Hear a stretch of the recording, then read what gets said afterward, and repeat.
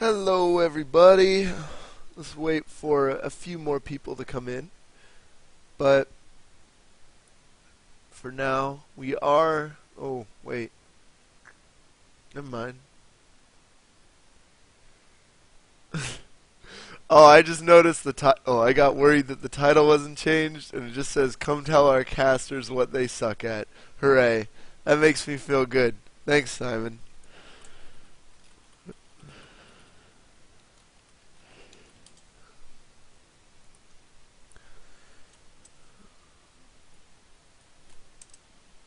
Oh, Simon, you hurt my pride.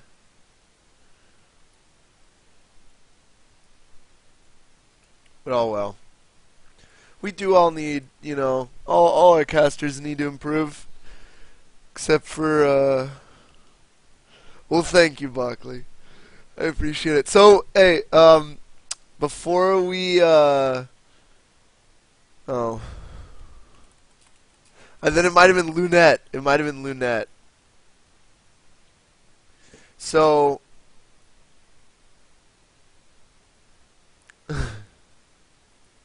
alrighty. Well, hello everyone. Well, hello Oni, Nibbles, welcome everyone. So, as you all probably know, well, this is for the new people. This is Casted Games Night, and what we do is, hopefully I'll get a co-caster in here momentarily, and we will be casting some League of Legends, giving our casters some, good practice, and giving you guys some entertaining games to watch, hopefully. Before we get started, though, did anyone watch that Wicked vs. Soaz 1v1? Anyone in this chat? Were you all watching that as well? Because I don't know if you know, but Casted Games was supposed to start about a half hour ago. And I made the executive decision to postpone it a little bit. Oh, that game. It's just, I don't know. I thought that was kind of fucking unfair, though. Like, Dyrus made a good point. Dyrus, no yellow. Dyrus made a good point on his Twitter. And he's like, this is a battle for top lane. People should really be playing top lane champions.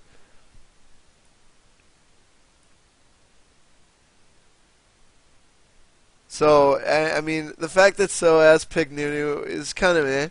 But, congratulations. I mean, it was really smart. So, I mean, it was a 1v1, and it was really smart. So...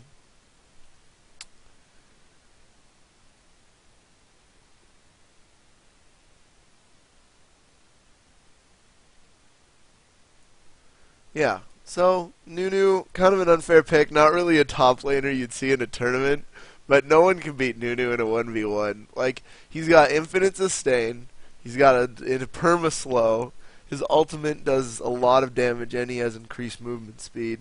Like, you can poke him down all day, and a Nunu won't die. Like, you pretty much saw his starting build on Nunu, I think was like, flask and like 4 or 5 potions. You just can't beat that. It's just too difficult. So, anyway, guys, we are going to be getting a game very shortly. Just going to be doing some stuff to start up, and actually Simon has made something beautiful for us, so I might as well throw that on stream real quick. Oh, didn't want to do that.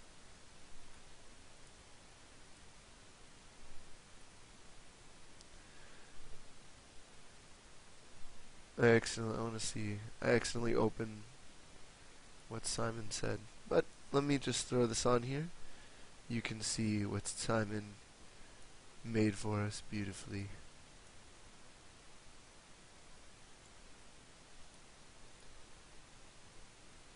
Bam! I'm all alone. Saki Man's the loner, so he gets an overlay with just him by himself there. Thank you, Simon. unfortunately, we have a lot of our casters who are doing a lot of stuff, and we are hiring more casters. So I might take this solo for a bit. Hopefully, one of our casters will get better, get well soon. Please send your get well wishes out to Avi. Avi's kind of feeling sick, and send your wishes out to Grizz because he's bad at technology. But other than that, all the rest of our casters just have weird time zones. Well, either way, this is Casted Games. The show must go on, and as much as I'd like to practice duo queuing, or queuing, we're not queuing anything. As much as I'd like to practice with another caster, I think we're gonna find ourselves a game here. How long? Actually, it looks like they are playing a team game here. We might be able to go and spectate them. It will be a little bit mid-game, but you even playing a game right now? Actually, Bockley is playing a game. Let's spectate Bockley right now. Cast one of his games, and sorry, you baited me into it, Bockley, so I'm going to cast one of your games. It looks like we have a very interesting team choice of summoners here and team comp, both coming out from the blue team. They do have a lot of AoE here with Ezreal's ult. Taric does have his AoE ultimate, which will increase damage. Zyra, I'm assuming that is AP Zyra. They do have a Taric. Kind of confusing, though. We do have 4 ignites. So, broccoli. Basically, as we see, broccoli here is on Ezreal. We do have 3 teleports, though. One thing I like about that is they're going to be able to jump all around the map. That's going to open a lot of split push options, and that is going to open up. They have a very mobile team comp. They have Garen. They have Garen, who has his Q, can run very fast. They have Ezreal, who has a shift, and Tryndamere can just dash over walls all day with his spin. So it should be a very interesting match. On the other team, we have Quinn, not a really good pick. Has a lot of she is a good duelist, but other than that, not a really good strong pick, especially in the late game. Falls off almost completely because of her ultimate. Fiddlesticks, though, pretty good support, unless Blitzcrank is the support. Not really sure. We do see, the one thing we can see is we have Malphite in the jungle. Not sure who's in the jungle yet for blue team, though. I'd assume it's Tryndamere. Tryndamere, I mean, might be able to clear without Smite. Not going to be very good. One thing that happens in lower ELO games like this is some people really just think that taking no Smite is okay. They say, oh, well, I could take this extra summoner, and it's not like not taking Smite is the worst. Like, okay, it is the worst thing in the world. The reason you take Smite is for buff control, and it gives you, you can push faster. If you have your jungler in the lane, you can Smite a creep, and you can just jungle faster. Like, it's an all-around useful summoner spell, which is why you always take it on your jungler. It also, like, if you don't have Smite, like, say if Tryndamere if the blue team up here is doing Baron, what'll happen if Malphite ults in and smites the Baron last minute? Like, that'll definitely be a possibility, and there's really nothing blue team can do about it. So, again, I do like the Nasus pick and the Malphite pick. It's both very, very strong team fighters, and Blitzcrank, if he hits his hooks, is going to be able to put, certainly put some people out of position. The reason that Quinn's ultimate makes her fall off is because it puts an AD carry in melee range. Now think about this. Quinn is not a tanky bruiser. She is an AD carry, which you need to keep at your back line. You will literally get blown up. And her ultimate, like, it just doesn't cut it. Her ultimate is fairly bad. Like, she has a fairly good, okay, I don't want to say good. She has an okay early game, but as an AD carry, like, Quinn's kit would be more, you'd be a little better on a bruiser, but it also doesn't fit on a bruiser. Like, she's just not a good champion for her role and because of that, she's not picked much. I'm not saying that she's the worst champion. She has a blind. She's a good duelist because she has lots of damage. She gets vision around her so people can't really juke in the bushes. And her ultimate is alright when 1v1. But that's just it. In a team fight, you're just going to be throwing out auto attacks, whereas Tristana, 90% attack speed. You know, Ezreal has that reposition to escape the back line. You know, like Quinn, one of her only escapes, I think, is jumping to her opponent and blinding it. I believe. No, actually, her blind is a skill shot, but like she doesn't really have anything other than dueling. And as an AD carry, like Vayne is another really good duelist, but Vayne it turns invisible. She has bonus damage against high health targets, which she still can use at a range. She has a tumble, which is a reposition. Like Quinn is just not a good champion. I was kind of confused at what Riot was exactly thinking when they came out with an AD carry that has kind of this style. Because right now AD carries are much weaker than they were in Season 2. Like Quinn no, her ultimate just is not useful as an AD carry. Like you're going to die, and without like most other AD carries ultimates are fairly useful in a team fight. Like even someone like Tristana, there you have a free knockback. You get the bruisers off your back. You know, she has a jump. You have Corki's ultimate is a rocket. It's good for poking before the team fights, and it puts out additional damage. I think it might even be an auto attack reset. And you know, we have, let's see, other popular AD carry, Ezreal. Ezreal's ultimate puts down tons of AoE damage during a team fight, and it can even be used as a snipe. Like Quinn's ultimate, like it's just not worth it. Like you might as well pick a bruiser kill lane or a Teemo. Like Teemo, like it has map control at the bat, has a blind, and has, you know, decent 1v1 potential. Like if Quinn is a duelist, but that's really where her only strengths lie. A duelist in the early to mid game. After that, she kind of falls off really hard when you start getting into more team-oriented fights, and it looks like I'm not really sure what's happening here. Bockley. Oh, actually, Quinn doing a very nice flash there. Renata trying to put down a lot of damage there, getting stunned by the Taric, and I initially thought she disconnected there, so seeing her back off really quickly, maybe Renata was right. This no ELO game could be very interesting to cast, and I'm basically, it's kind of hard to comment. You feel bad for commenting. Just for example, like Malphite here in the red team, not really starting at Wolves, starting at the blue buff. That's really a missed opportunity there. It's good to start at Wolves because you want that extra experience. It lets you hit level 2 faster, and in all honesty, you hit level 2 with golems, I still believe. I'm not quite sure, but Wolves, like, it's just faster to clear them before because you can. Like, it's just a whole wasted chunk of time that you're standing there. But that was pretty nice of Quinn. She did use her flash, so if she does walk into a bush and just auto attack like that again, she's going to lose. And actually, no, there will be no jungler for the blue team. I thought Tryndamere could have possibly been in the jungle. So I was wrong. Tryndamere will be top with Garen. Bockley was not wrong when he said this was no ELO. One thing I do like, though, is on the red team here, Blitzcrank very good against lower ELO, just because of the fact that his reposition, if he can hit it, if a Blitzcrank can hit that reposition in low ELO, like, people aren't going to escape. Like, they're just not.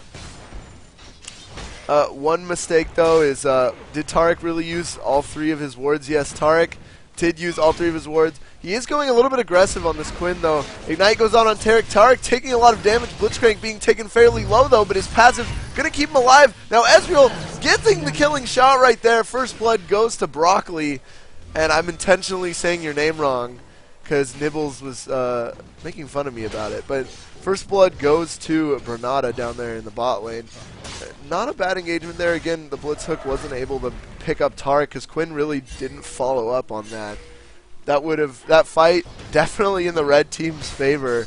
Unfortunately, Quinn kind of backed off and wasn't really any cohesive team play there.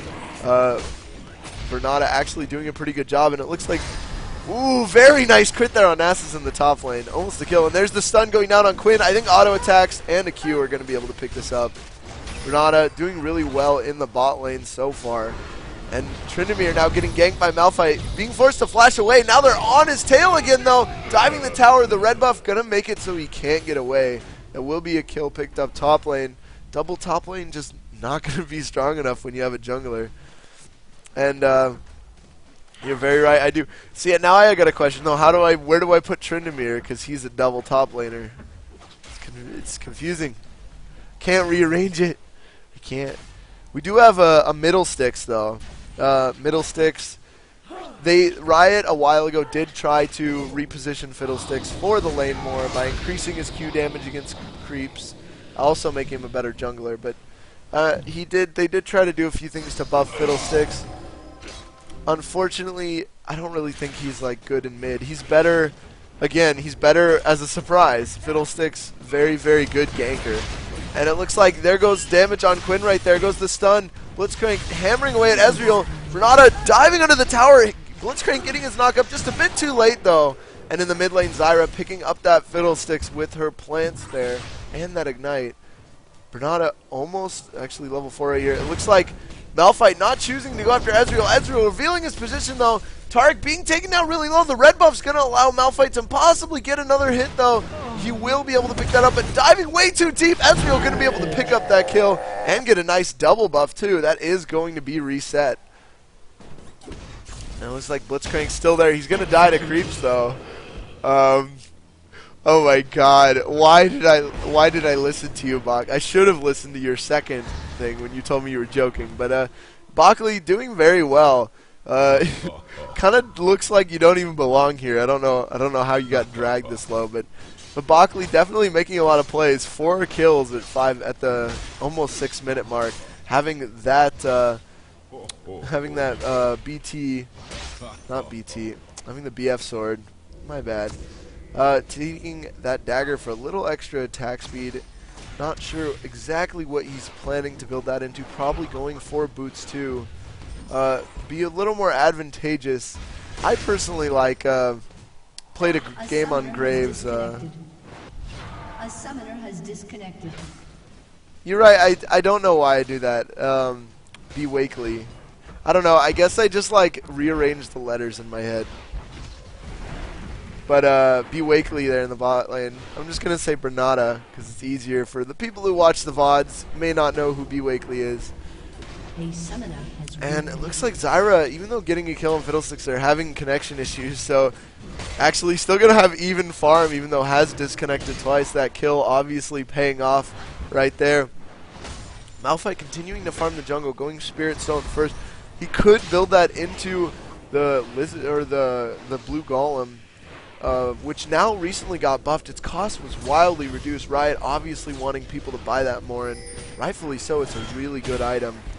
And Ezreal right now looking so strong. This is the point where you see someone or a carry getting so strong that he can actually carry the game, and that's when 80 carries are truly satisfying to play. Yeah, Kano, it's just me. It's just me trying to get better at my solo casting. And like I was saying, 80 carries really took a hard hit in the transition to Season 3. Bruisers got buffed, 80 carries got nerfed a little bit. They took a little bit of a hit there. Just overall, including people like Ezreal, they had item nerfs targeted at 80 carries. They had 80 carry nerfs targeted at 80 carries. And they just weren't in this position that was as strong. But really, in all honesty, Blitzcrank sealing his own fate right there, pulling Taric right to him. Very nice Ezreal ult, but if Blitzcrank wouldn't have hit that hook, he would have been able to just walk away. Giving Taric that last auto attack, though, which, you know, you gotta say thank you in chat for that.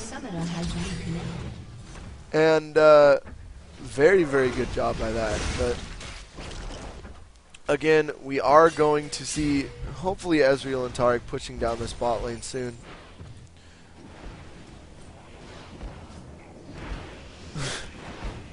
And yeah, sorry, getting a little distracted. Red team's turret have has been destroyed.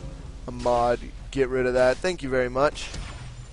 Was waiting for that, but Spirit Stone again on Malphite could be building in the blue golem. A lot of health, a lot of cooldown reduction.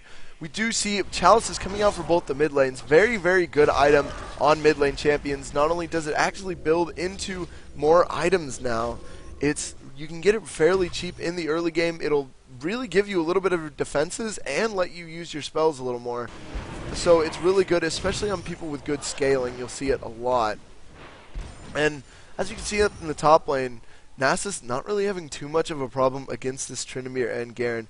Not to mention the fact that Tryndamere and Garen haven't really been having the best game. They are out farming him, but keeping him away from that farm, but they don't really have any kills on them because Malphite just roams up, and it looks like that is going to be some aggression on Quinn. Ezreal's all missing Quinn, though. Very nice flash, though, and now Tariq's Ignite, or Ezreal's Ignite, goes down on Blitzcrank.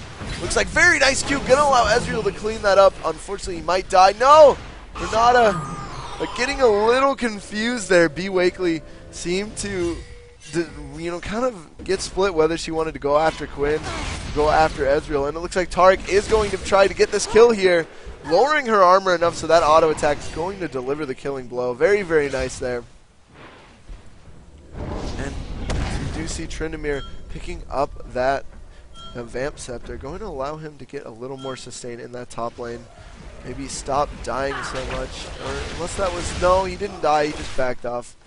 But again, still not killing Nasus very much. Nasus kind of having a weird build up top lane. You don't necessarily see Nasus with those attack speed boots. You generally see him very tanky, not really need a lot of auto attack or damage. And it looks like there's a gank on Zyra in the mid lane.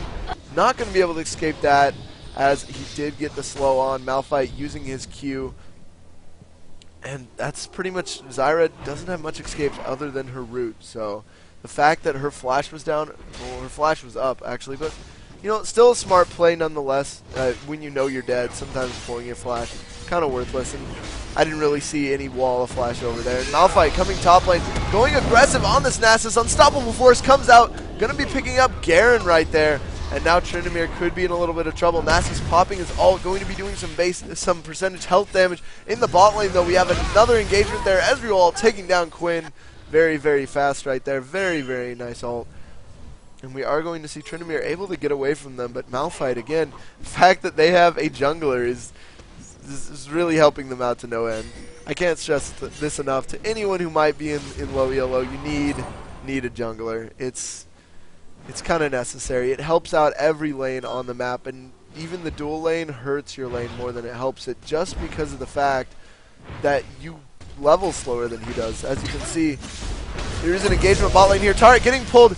Not going to be using a stun on Blitzcrank. If he does, I didn't notice. It might have been went off at the same time as the knockup. And here comes Fiddlesticks, ganking from the mid lane again. Fiddlesticks, great ganker, and he is going to pick up Tariq right there. But again, at this point in the game, Ezreal probably going to get his BT on his next back. He does have over 850, which I believe is the current cost of a BT to combine those two items. So he's going to be able to pick that up. There he goes. Going to have maybe a little bit of gold left over for potions, or he's just going to hold on to it, maybe go towards the next item. And Zyra, again, is way too far up. Fiddlesticks is taking no damage. Getting the knockup. Fiddlesticks going to be taking a lot of damage. Actually, Malphite being taken low as well. Her passive could be crucial here. Almost taking out Fiddlesticks, and it will! Zyra's plant getting one last hit. Very, very nice. Zyra turning a horrible situation into something positive. So Zyra at this point also fairly strong. And again, that knockup just canceling Fiddlesticks' life drain. Gonna make it so he really doesn't get much out of it. And stepping back, look, we do see Malphite picking up those mobility boots a bit late in the game to get those. Still gonna give him a little more pressure around the map. Going for the Ancient Golem, just like I said. Very, very cost-effective item now because Riot lowered the cost by quite a bit. I don't remember the exact number, but it's become, Riot was really pushing for people to buy it apparently. And we do see Tariq going for that early Philo, and then that Kage's next. Going to be giving him a lot of gold. Not really much tankiness other than the fact that he is building towards those Merc Treads. But looks like Unstoppable Force will go out top lane. Wither going down on Garen. Not sure if he's going to be able to run away from this, as Malphite's Q now on him, but Garen going to be using his own Q, going to be running away. and using a CC reduction there, or a CC removal. He wasn't CC'd, not really going to do much right there. Tryndamere trying to juke everyone. Wither going down on him. His spin, I believe, was used there. Not really doing anything. Tries to slow them, but they were facing him. Chicken is not going to do anything, and he does use his ult under the tower. Tryndamere not having a lot of damage, though. Going to spin. Try to heal up at the last minute. NASA's now taking the tower, going dangerously low. He will be taken down. Fiddlesticks picking up the Garen, though. And, you know, that wasn't the worst fight. Malphite kind of backed off that engagement. It looks like they are going to try to pick up this Fiddlesticks here, throwing down a lot of damage, but his life drain doing so much for him. And he's going to be able to walk away unless Zyra's passive can hit him like that. And that is going to be a trade again.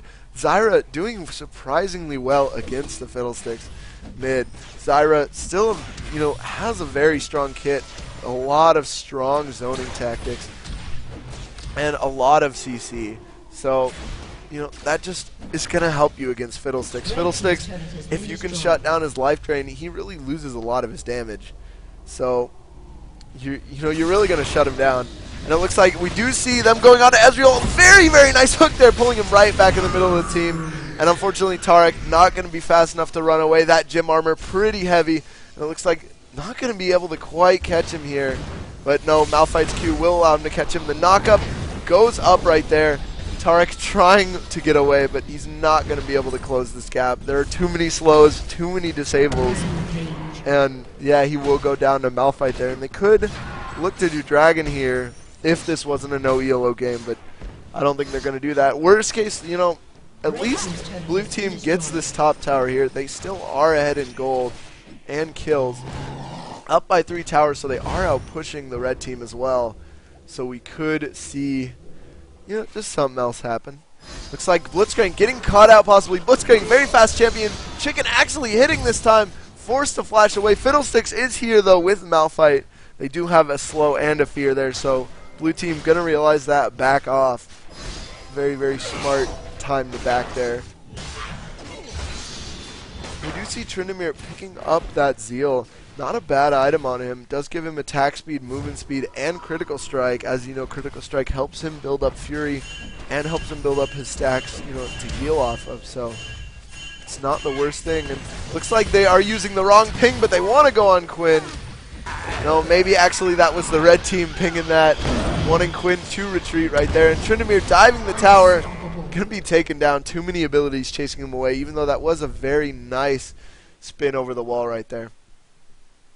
At this point in the game, anyone could still take it. Blue team definitely out pushing at the moment, and even going to be taking a dragon, it looks like here, unless the red team finds out red team currently doesn't have any wards. And I'm actually thinking, do either team have any wards? Actually, red team does not have any wards. No, they do have one. They have one in this bush right here. So warding the mid lane, trying to keep any pressure away from there. Very nice blitz hook there. Gonna be pulling Zyra right over the wall into Malphite and Blitz. Knockup doing a lot though. Nasus flashing and gonna be getting that Q. Blitzcrank being taken down though, and Zyra's passive gonna be putting a little damage on Fiddlesticks there.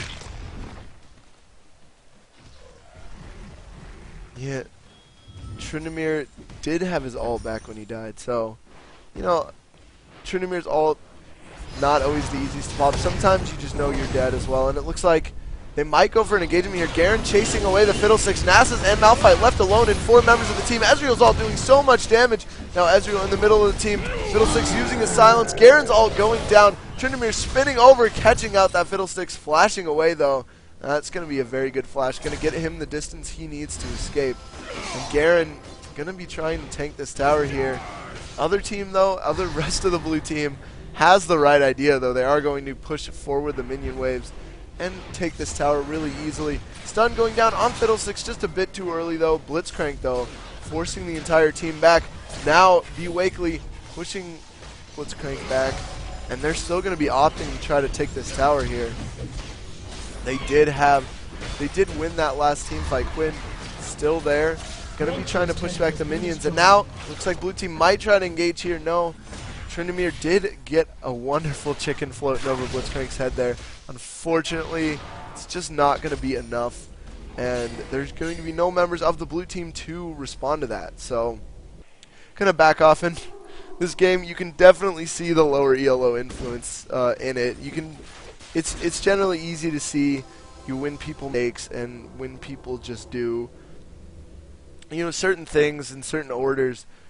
You can just tell that they don't have as big of a grasp of the game. For example, just citing a simple case, this ward right here, not the most useful ward to really place down for a team. We do see the ward would have been much more beneficial here. It would have given vision of most of the river here, and you would have seen anyone walking in this bush. Another really good ward, placing it in this bush right here. It would have given vision of this whole area.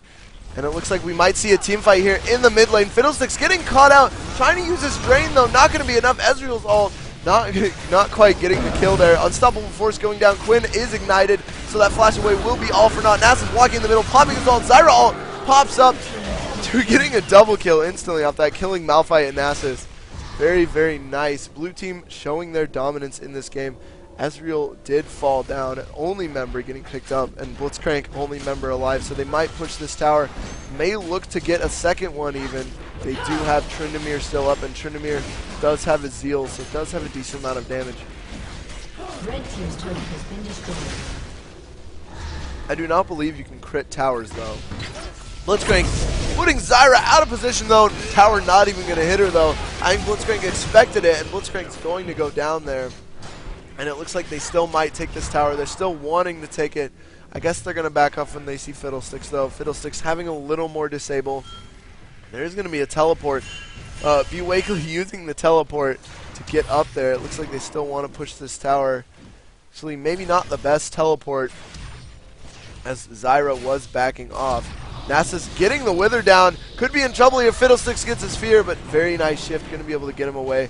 Starrick stun going down on Fiddlesticks just in case, and Tryndamere still there too, but so is Malphite. I think blue team really need to get Zyra back up.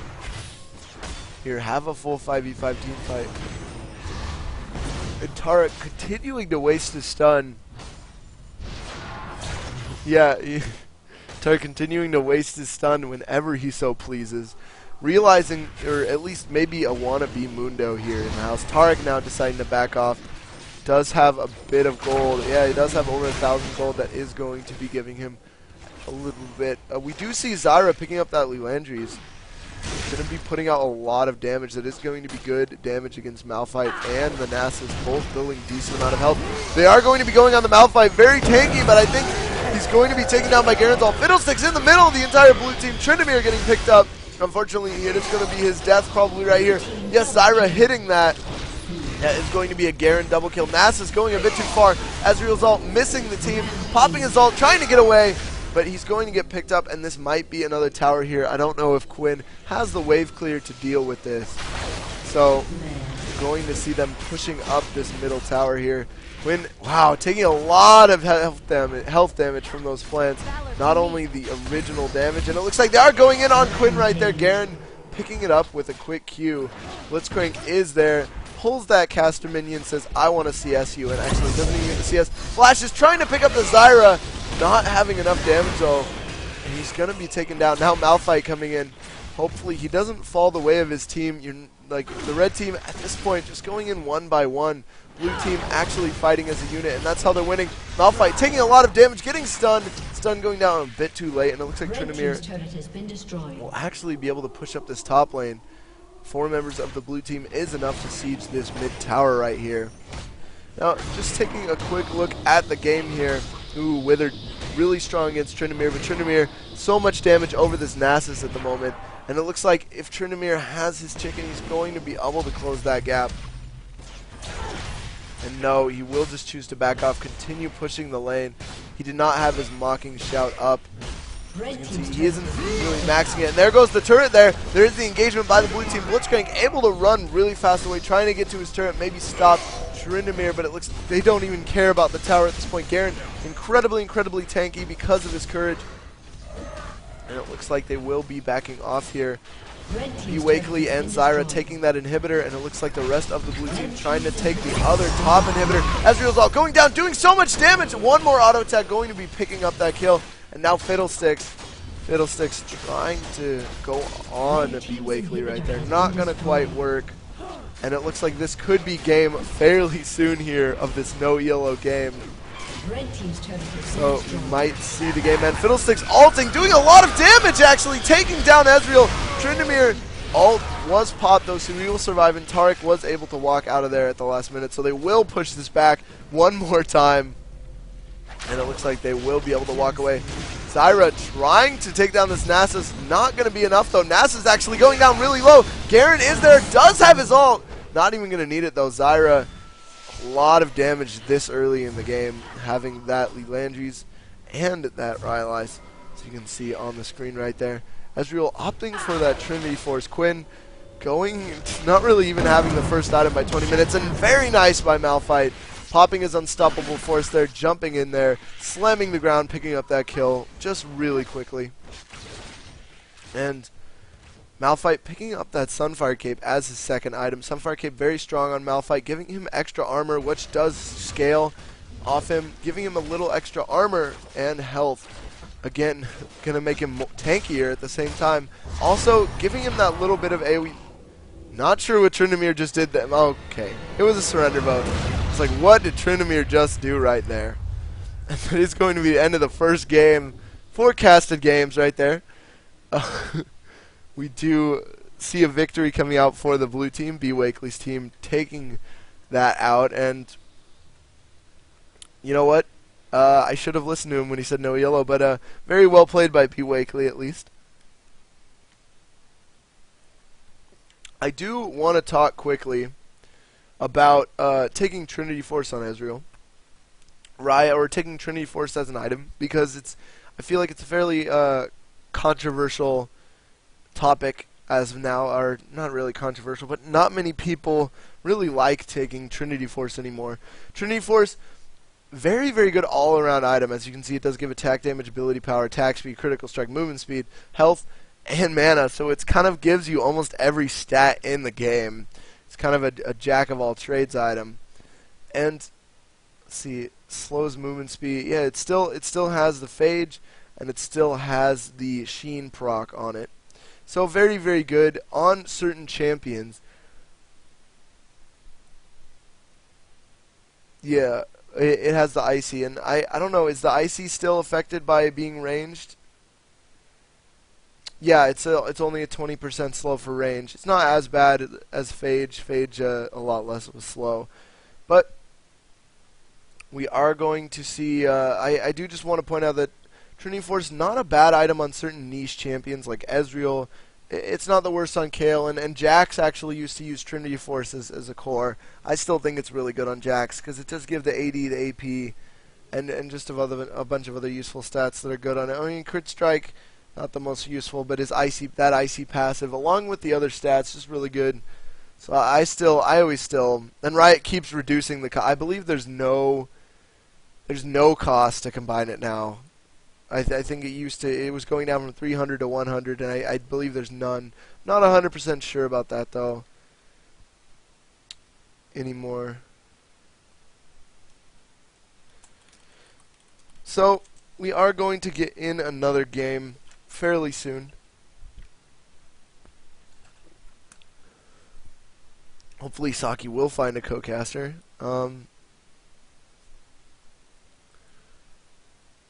3 gold recipe cost? Oh, okay. So, which is like nothing. You can wait on the fountain for 2 seconds and get that. So it's, yeah. Again, not even really a big deal. It looks like Blacklisted Gaming, which we did see that in our tournament, is playing a game, and I think they might have even been playing a tournament today. So we are going to spectate their game next. Hopefully we can get a co-caster for me, but if not, I'm fine. I don't need to talk for the next 2 days, so I'm fine with ruining my voice. Either way, very, very fun. I really enjoy casting for you guys. And with that, we're gonna Patches not gonna cast the game. Avi, I really want to kind of do an actual team game. I'll spec your next game. But for now, I am going to spectate a little bit of a higher game so we can talk about, just general team strategies and things of that nature, if I can even cast a team game like this. So it looks like we will have solo queue feeders versus Bane breaks toilets. Never mind, this is not the... maybe they're doing a new try. I don't know. Maybe this is like a weird practice team. I know most of this is blacklisted. Maybe they don't like playing on the blacklisted name. I don't know. But it will have Pencil, the people you all rage for, and Sangaro, who is a popular top lane in the tournament. We can see the game is just starting, hopping in 2 minutes in. We will see a Riven in the top lane wearing that bunny armor. Very, very sexy. Versus Renekton, both very strong top laners. Riven, though, taking a dominating early lead against Renekton. And in top lane, it's a very snowbally lane. Once you pretty much get a level or two advantage, you can pretty much abuse your power there. If you look at Riven just bully Renekton out of lane, CS already in a little bit of a lead. However, Riven looks like she did blow a 4-pot where Renekton has not. So that could actually affect something. In the middle, we do see Zyra versus the Katarina. Zyra, again, as we saw last game, has a lockdown, has a good amount of CC and that knockup. In the bot lane, we will see Ezreal and Thresh, both two very strong laners and pretty safe laners as well, versus an MF Lulu. Pretty much the same thing. MF having a lot of damage early. Her range hurts her a little bit in the late game, but that bullet time definitely makes up for it. A big AoE thing. And Nautilus jumping in there, getting the slow on Riven. Riven could be in trouble here, flashing away here. Not going to have her dash in time, and that is going to be first blood on top line. Very nice gank there. Nautilus flashing and hitting his hook and applying the red buff after the stun, so that just kind of put her in a bad position. The flash just wasn't enough. I would have almost liked to see him flash that hook, but unfortunately he will get picked up. It is going to allow him to pick up some... Actually, Riven started with... Riven did start with that Doran's Blade, so...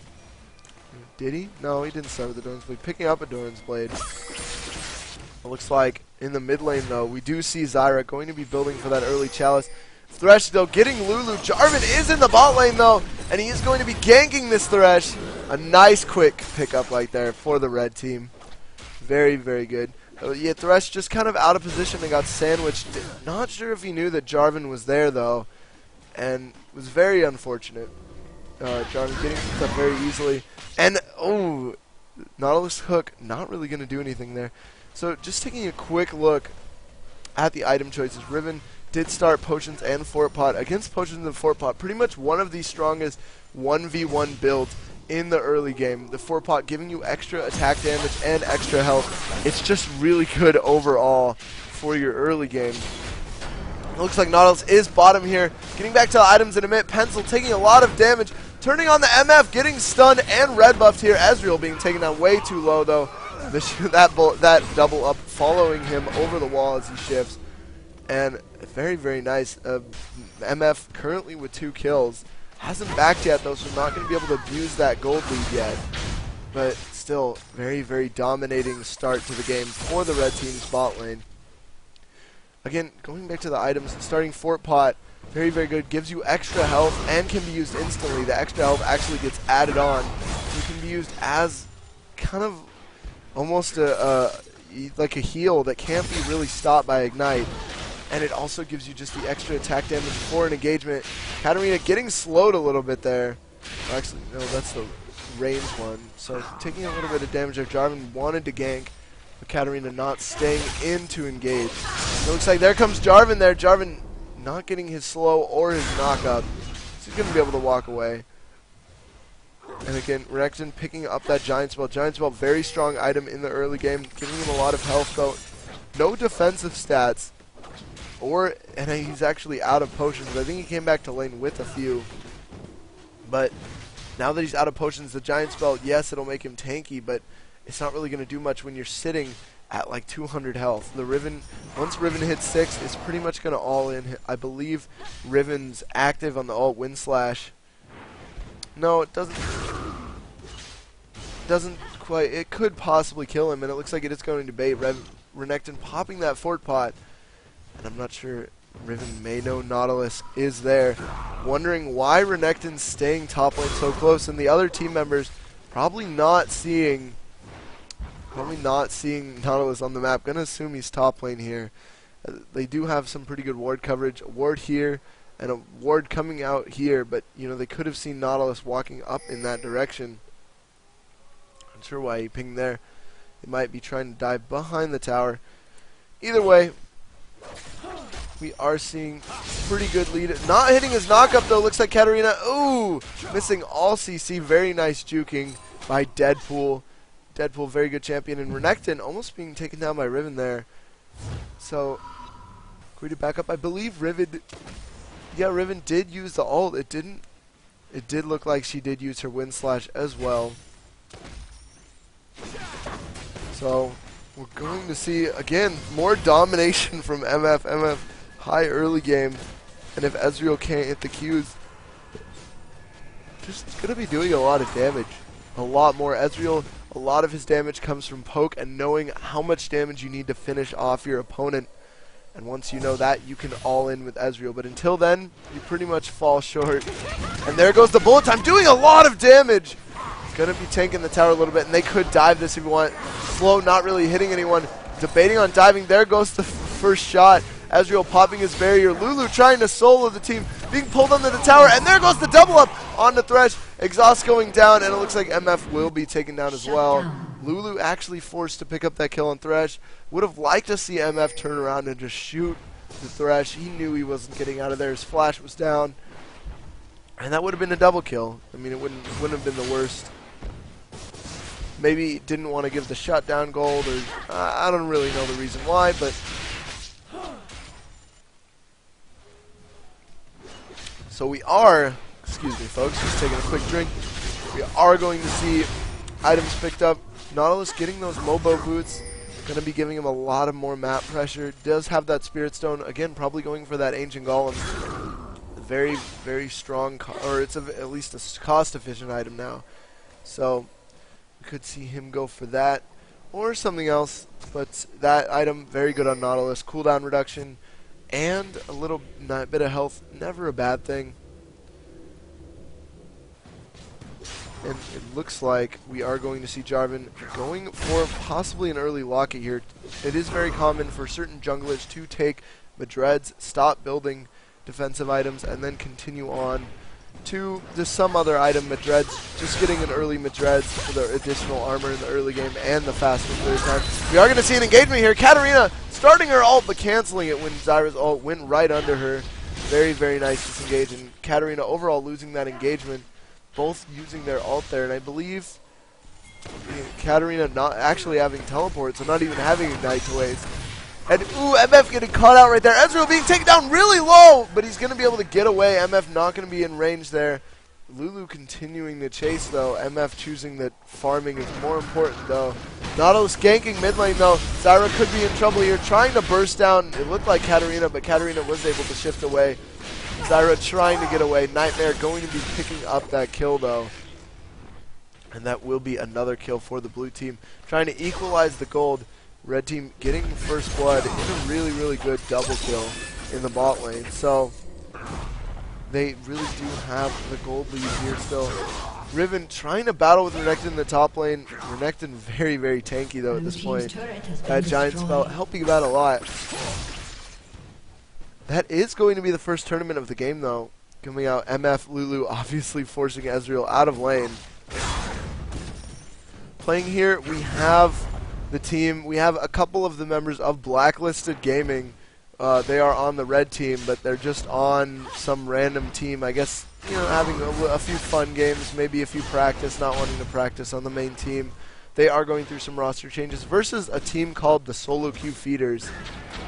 Not really sure what, you know, like neither team's of note, but they do have a few diamond borders here, a few gold borders. I believe most of the people, at least in Blacklist, are platinum. We do see Zyra all going down.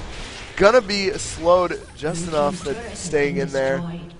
I'm curious. I wonder if Zyra's plants apply her red buff.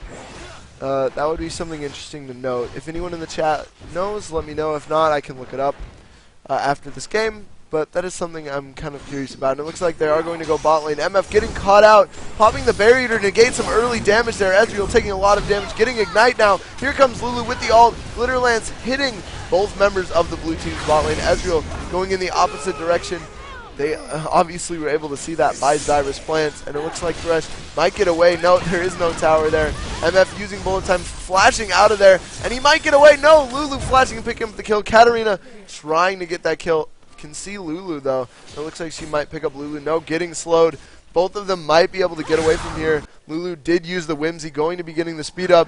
Nautilus running very fast.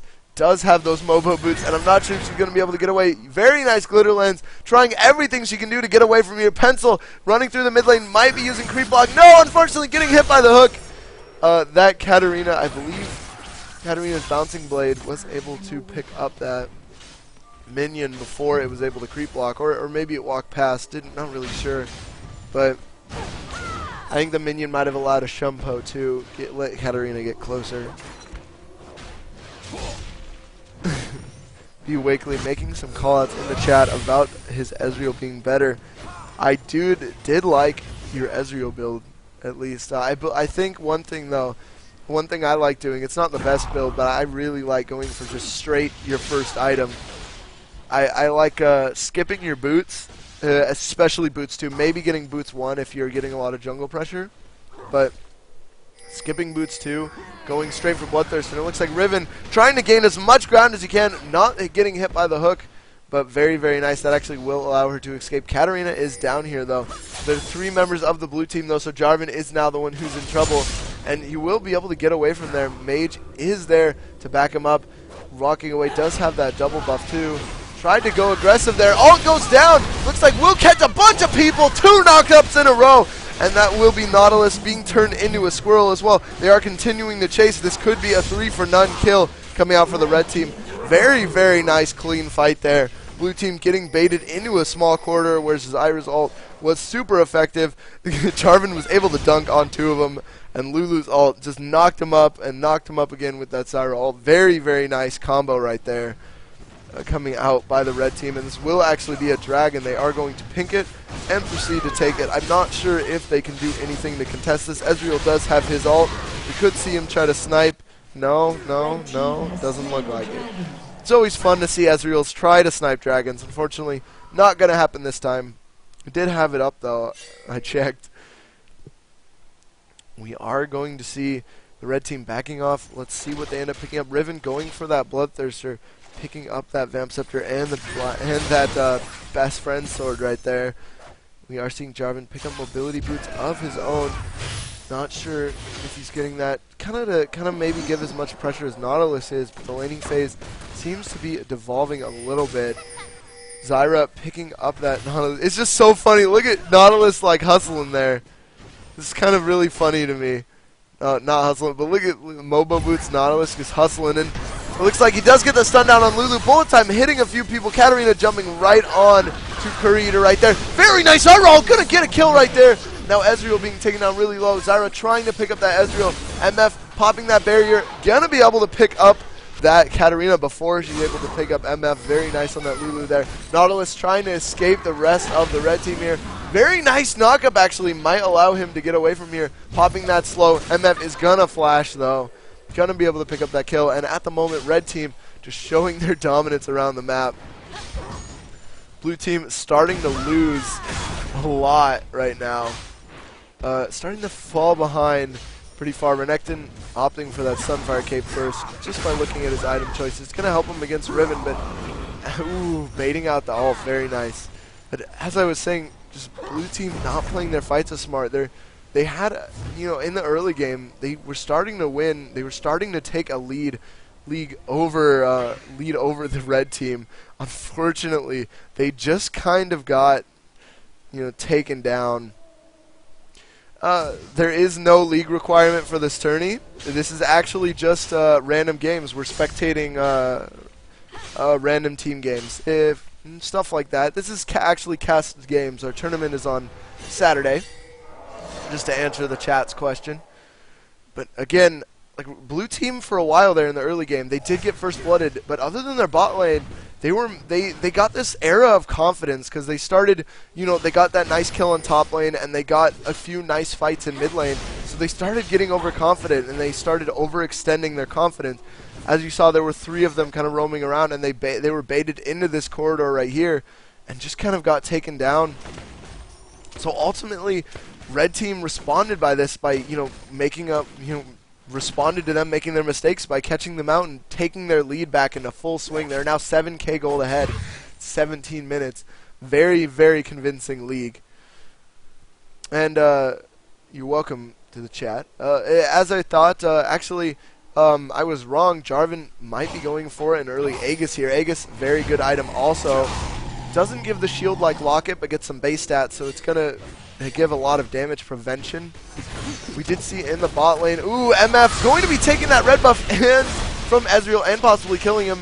And it looks like Renekton going engaged upon 2. He is slowed by the red buff, does have that Sunfire cape, and very, very nice blind snipe there with the Zyra snare. Going to be picking up that Renekton, and it looks like Ezreal did get taken down by the MF there. That is going to give...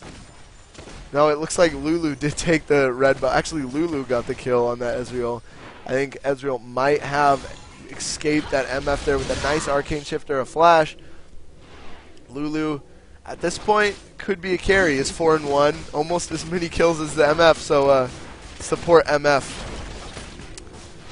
And it looks like, guys, we do actually have a co-caster that is going to be joining us today. And this is a very annoying noise, so I apologize. But yes, we do have a co-caster. We are going to be fixing the sounds right here, but we do have the co-caster. Welcome the good caster, Azraki.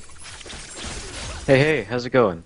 Unfortunately, the game, I can't spectate. It's not letting me spectate, so just gonna. Maybe I'll just say vague things and you can talk about them when I run to talk about, like I'll watch the stream. I'll just be a couple seconds behind. All right, that'll be fine. Which I'll just interrupt you if new fights break out. But are you on the stream right now? Yes, indeed. And so, what do you think of the? I know you can't really comment on the earlier plays. I don't know how long have you been watching, but what do you think about just the item builds that are coming out for both teams? I haven't really been able to pay attention to that too much, but it looks like Katarina's going for Zhonya's, which is a pretty good item on her, and that's basically going to help her, since she's one of the champions who really does a lot of damage in very close range with her both her Shunpo and Sinister Steel. Then she's really going to want that Zhonya's to make sure that she isn't focused before she can get those resets, which is a great item on her. We look at the other team, we have Zyra actually going straight for the death cap, so she's doing quite a bit of damage. And I feel like, once again, I haven't been watching for too long, but she's 6-1-3. It looks like she's far ahead enough to do that, and she doesn't really need too much tankiness, because I would assume that the enemy team isn't really doing that much damage to her in the first place. Yeah, that's very true. Zyra doing a good job at kiting here, and the only negative about Zhonya's on Katarina is her ult is a channel, so it will interrupt the channel, but again, she's someone who needs to be right up in the fight, so if they all turn to focus Katarina, that Zhonya's does buy the team a few seconds. And it looks like Zyra doing a lot of damage to this Thresh. Thresh trying to save himself, but is going to be picked up. Jarvan was there just in case, and they are going to be picking up this tower. It's a great tower pickup off of that gank, and I'm actually just 1 or 2 seconds behind you, so that's fine. Yeah, we did see both of them blowing flash. We do see an Ezreal going to be flying through here. I believe at this point the surrender vote was called at 20. Alta surrenders. Yeah, that was I can actually change this to not being a loner now. Watch this. Back from Saki Mans to Saki and Azaraki Dragon. Oh, you got that back up really quickly. Well, I literally have a giant list of all of the people's names, and like so I just swap between them. But that game really just kind of the tide turned because I think the solo queue feeders had gotten really early. They just got this really early burst of confidence, and they ended up making mistakes because of it. You know, I saw a single fight, and that fight was basically just Zyra catching out Thresh in the bot lane, so what you said. Oh yeah, welcome Azrak. You get off school or? Yeah, oh, basically. It stayed after today. So you missed this amazing 1v1, Wicked versus Soaz. It was intense. Literally, it had 137k people watching Wicked stream. Basically, what it was both of them doing a 1v1 for who people were gonna vote for the All-Star, because they were literally like tied. So they did a 1v1 best of 5, and it was intense. Like, everyone was watching it. Everyone. Alright, well, it's too bad I missed that then. Well, yeah, I mean, 130 people is more than LCS brings in sometimes. Like, Well, it is the All-Stars, so I can imagine a lot of people would want to know the outcome of that. yeah, definitely. It could have also just been a good time, like, for it to happen. Like, a lot of people were on. One sec, let me go ahead and link something in chat. One thing I do want to say though is the last game, Soaz won by picking Nunu, which is kind of. I was just going to say, if you want to see if you are actually better, go ahead, follow that link, and follow the directions to send in an application for Towerdive TV, see if you have what it takes to cast. Yeah, if anyone wants to try and cast. Anyway, I'm sorry for cutting you off again. It's okay, that website looks really good. I really like the website. I think it was Lunette and Ruby did a good job on it. Yes, indeed. Alright, well, are you ready to possibly go into another game right here? Oh, sure. Go for it. Alright, well, let's find a game real quick. Let's see, is that team playing again? No, it looks like they're going to take a break. Ooh, if we wanted, we could, I don't even know if Lunette's watching, but we could spectate her game. Do you wanna, She's in queue, but... Yeah, you want to wait like 2 minutes? See if... I don't know. Does anyone want to see Lunette being casted? Want to see if we... Alright, we have one person that says do it. Alright, completely unbiased casting here, Azza. Although if I will allow this if they ace Lunette's team. Here's the one stipulation to this: if they ace Lunette's team, we all just gotta scream Marin, Marin, Marin, and Marin. Okay. Oh, this is gonna be great. I'm not even a big fan of like they're all right. They're not bad. I think they have a few really good people on Marin. I don't know. I'm Curse fanboy forever. Yeah, everyone wants to see Lunette. They want to see her mess up, so we'll go with that. All right, we'll do that. But I was a Curse fanboy before they were a top team. Back when they were like 4th, 5th place team. They got 2nd in some events too. But before they were the award-winning team. Yeah, Curse is definitely my number 1 NA team. Yeah. I went to a few events like a year or 2 ago, but that was really fun. I guess if we're gonna wait for Lunette's, give her like a few, we'll give her like 5 minutes. If she's not into a game within 5 minutes to spectate, I guess we're just going to maybe go do something else. But for now, in the meantime, ask questions. Yeah, feel free to ask any questions, and you know, we're gonna be here for you. Maybe I'm gonna turn on some music here for us, and we're just gonna relax.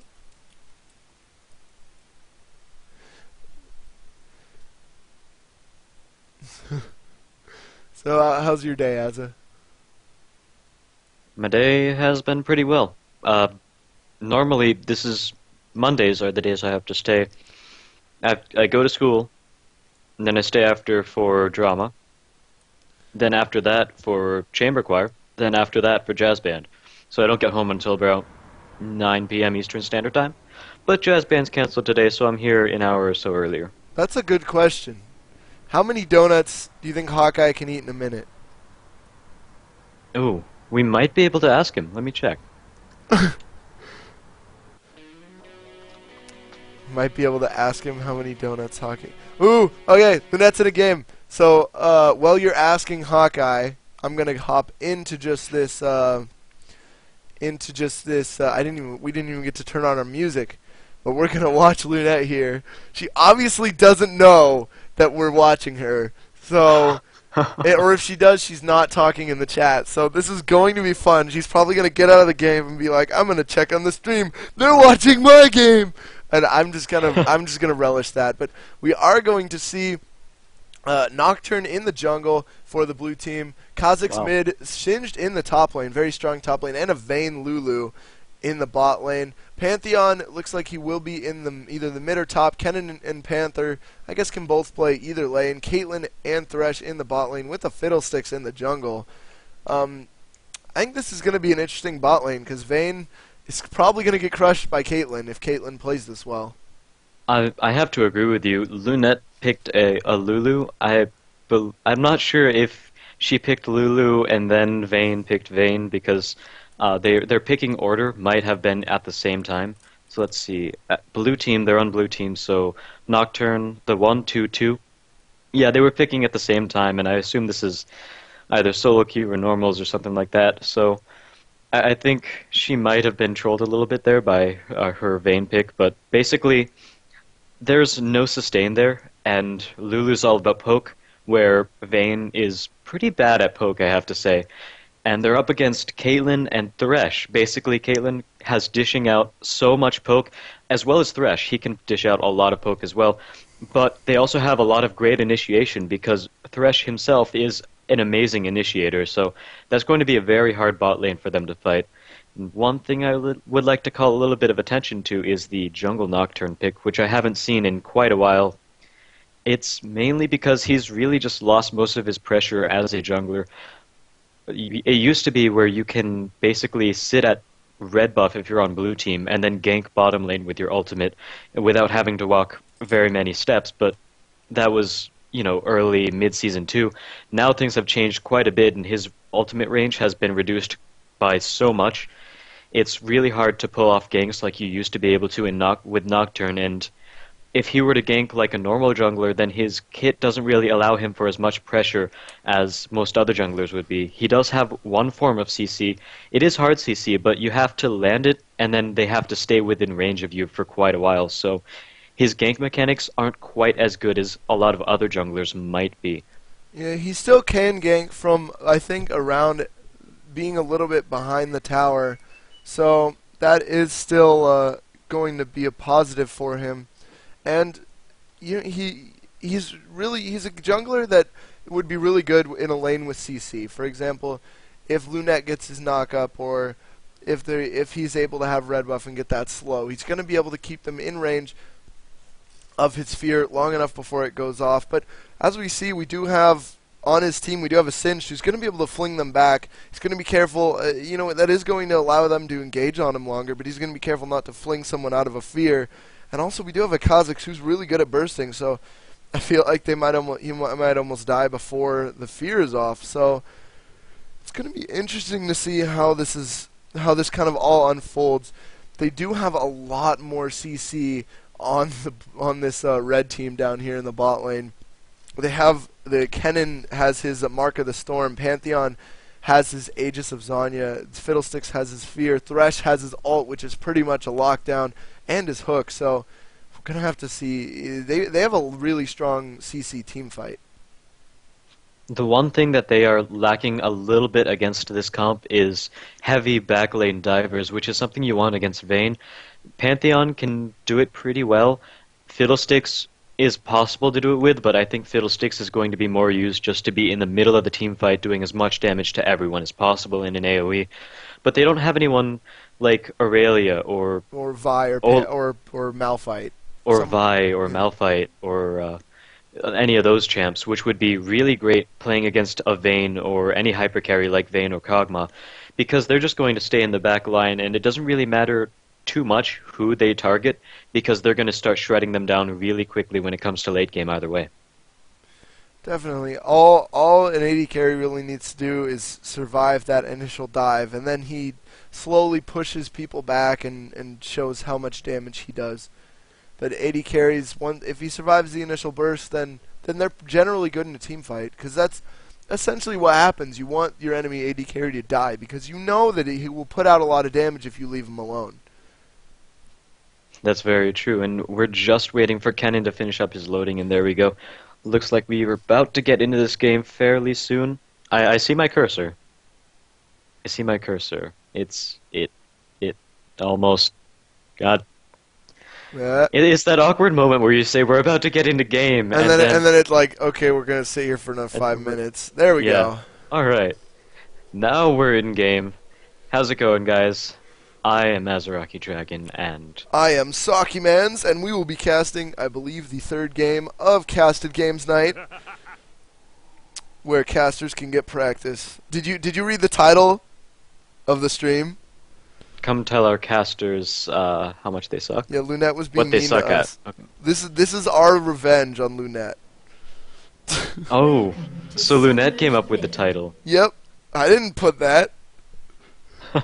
So this is our revenge. I don't care if she gets mad. It's our revenge. But we are going to see people coming out of the gate here. Caitlyn a little slower. Nocturne looks like he might start blue here. Going to be starting a fairly standard start for Nocturne. And really standard starts throughout the board in this match right now. Fiddlesticks, however, starting with a Doran's Ring, because he's not really that much of an auto-attack jungler, as everyone should know by now. Still a bit of a weird start. That's something that Fiddlesticks used to start back in Season 2, because really, the more damage you did with your Drain, the better, sustaining the jungler, and it did give you that little bit of health, so... I wonder if he's going to take his Drain at level 1. We're going to have to see, because as we know, Crow does do... Doesn't it do 100% damage against minions now? I believe they did buff Crow back when they were trying to make him a little bit of a better jungler. Yeah, he took his Drain to start with, so he's going a very Season 2 Fiddlesticks jungle. I haven't seen the Doran's Ring Drain start Fiddlesticks jungle in a while. Usually you see him take Crowstorm first. But, again, look, he's taking pretty much no damage. He is going to need a lot of help, and his jungler going to be pretty slow for the first few levels, as you see. So... hopefully that his team gives him a nice good leash, and he's gonna get to level 2 nice and fast. That Crowstorm gonna help him jungle a lot faster. What has been happening, however, is the fact that Nocturne has been taking his red, so that's going to not necessarily slow down Fiddlesticks too much, but it'll certainly deny him experience, and not only that, but basically Nocturne is getting the enemy red buff, and he's going to end up having more control over his own, so there's a possible 3-to-1 buff ratio between these two teams if he can play that correctly, and as we see, Fiddlesticks is just going up there. They also took Wraiths, so he's actually going to be pretty far behind in his build, or in his jungling right now. They just left a single minion that's going to delay the timers even more. So let's see if blue team can successfully defend their own jungle. And it looks like in the bot lane, a lot of poke already coming down onto Vayne and Lunette. As we said before, both Thresh and Caitlyn have some pretty heavy poke. However, Thresh really overextending right there. Caitlyn not even close to follow up. Yeah, and one thing is that you can see is that blue team's bot lane did take... Ooh, tumbling right into a trap there. But Caitlyn and Vayne doing a really good job. Maybe going for first blood here. Trying to get one more auto attack. But getting hit by the Thresh hook. That is going to be first blood being taken by Caitlyn. And, ooh, very, very nice hook. I thought Vayne was going to take that first blood almost instantly. Lulu trying to pick up this Caitlyn. Built over Peacemaker. Going off right before the auto attack, though. And then it's going to be a double kill. Lunette doing a valiant effort there to try to pick up the Caitlyn, but that is going to literally, you do not want to see a 2-kill Caitlyn, let them push the minions to your tower and be able to back this early in the game, before 4 minutes. That's just a big chunk of gold to have on such an early game carry. Yeah, I really think that it was a mistake on Lunette's part to jump back in there and try to kill Caitlyn, because we know that Thresh has so much CC, and he was able to use his hook. Well, not necessarily his hook. I actually don't know the name of the ability. I think it's Flay. Yeah, he was able to use Flay to make sure that he disrupts Lunette, to make sure she can't do that little extra bit of damage that she needed.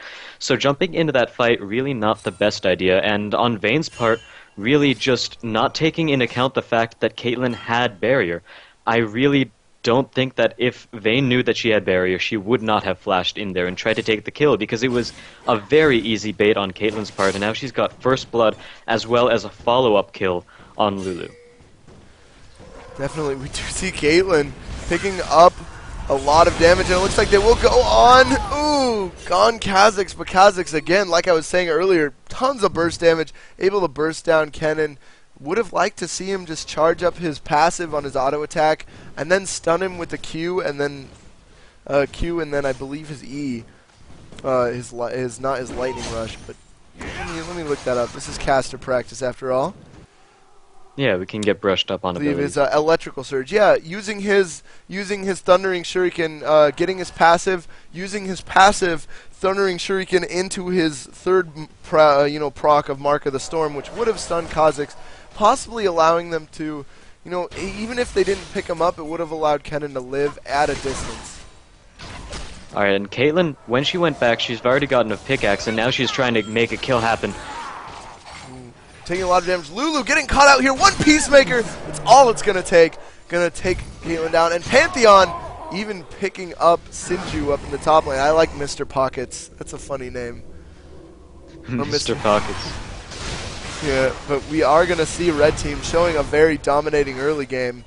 Caitlyn, just with that double kill in the bot lane, was incredibly advantageous. Yeah, I think one thing we can also work on, seeing that it's caster practice, is some of the handoffs. Basically, whenever there's action about to happen, just get used to how I transition that over to you and pick off as soon as you can, right as soon as you hear those cues. Because that would really help our cohesion out a little bit. But as we see, like I said, she's already gotten a pickaxe, which really helped her in that bottom lane engagement. And she's about to go back again. Let's see how much gold she has saved up. About 800 gold, so that's enough for She's gonna get a last whisper. She could even get a last. I mean, that's not really a good first item. No, she's gonna go for boots too, which is gonna really allow her to chase down the Vayne and the Lulu more. Lulu not even having boots, Vayne having boots 1, so it's gonna allow her to put even more pressure. Let's be honest, last whisper. Well, really? I have seen it. First item. I've seen some stupid things, okay? She could have. She had, I believe it's 900 gold for Last Whisper. I didn't say it was a good item, but let's be honest, I've seen it before. Alright, well, Singed in the top lane, it looks like, even though he's level 6, he is behind 1 kill. As he's already died to Pantheon, and I believe that was a gank? No, it wasn't. No. Fiddlesticks has no assist, so it wasn't even a gank, which is really odd because Singed is one of those champions you know as basically that tanky top lane who just sits there and farms all game and doesn't actually die. He's got a great kit for doing that. It's really hard to chase a Singed, and while you're chasing, you take a lot of damage. Not only that, but he has a great slow as well as a fling, so it's hard to imagine how Pantheon really got the kill, other than a big mistake by Singed part. Yeah, Singed is fairly weak in the early game, though. As you can see, Singed, having his tier now, but before he had his tier, he just had some sustain. It looks like they are going on this thresh. Very nice condemn there. Going to be trying to slow that Nocturne. No, unfortunately, he is going to get picked up, and now Caitlyn might actually be in trouble here. Oh, not quite. He's going to be able to get away, and Singed now going to be able to play the part of the bully here. Getting Pantheon with that poison. One more auto attack.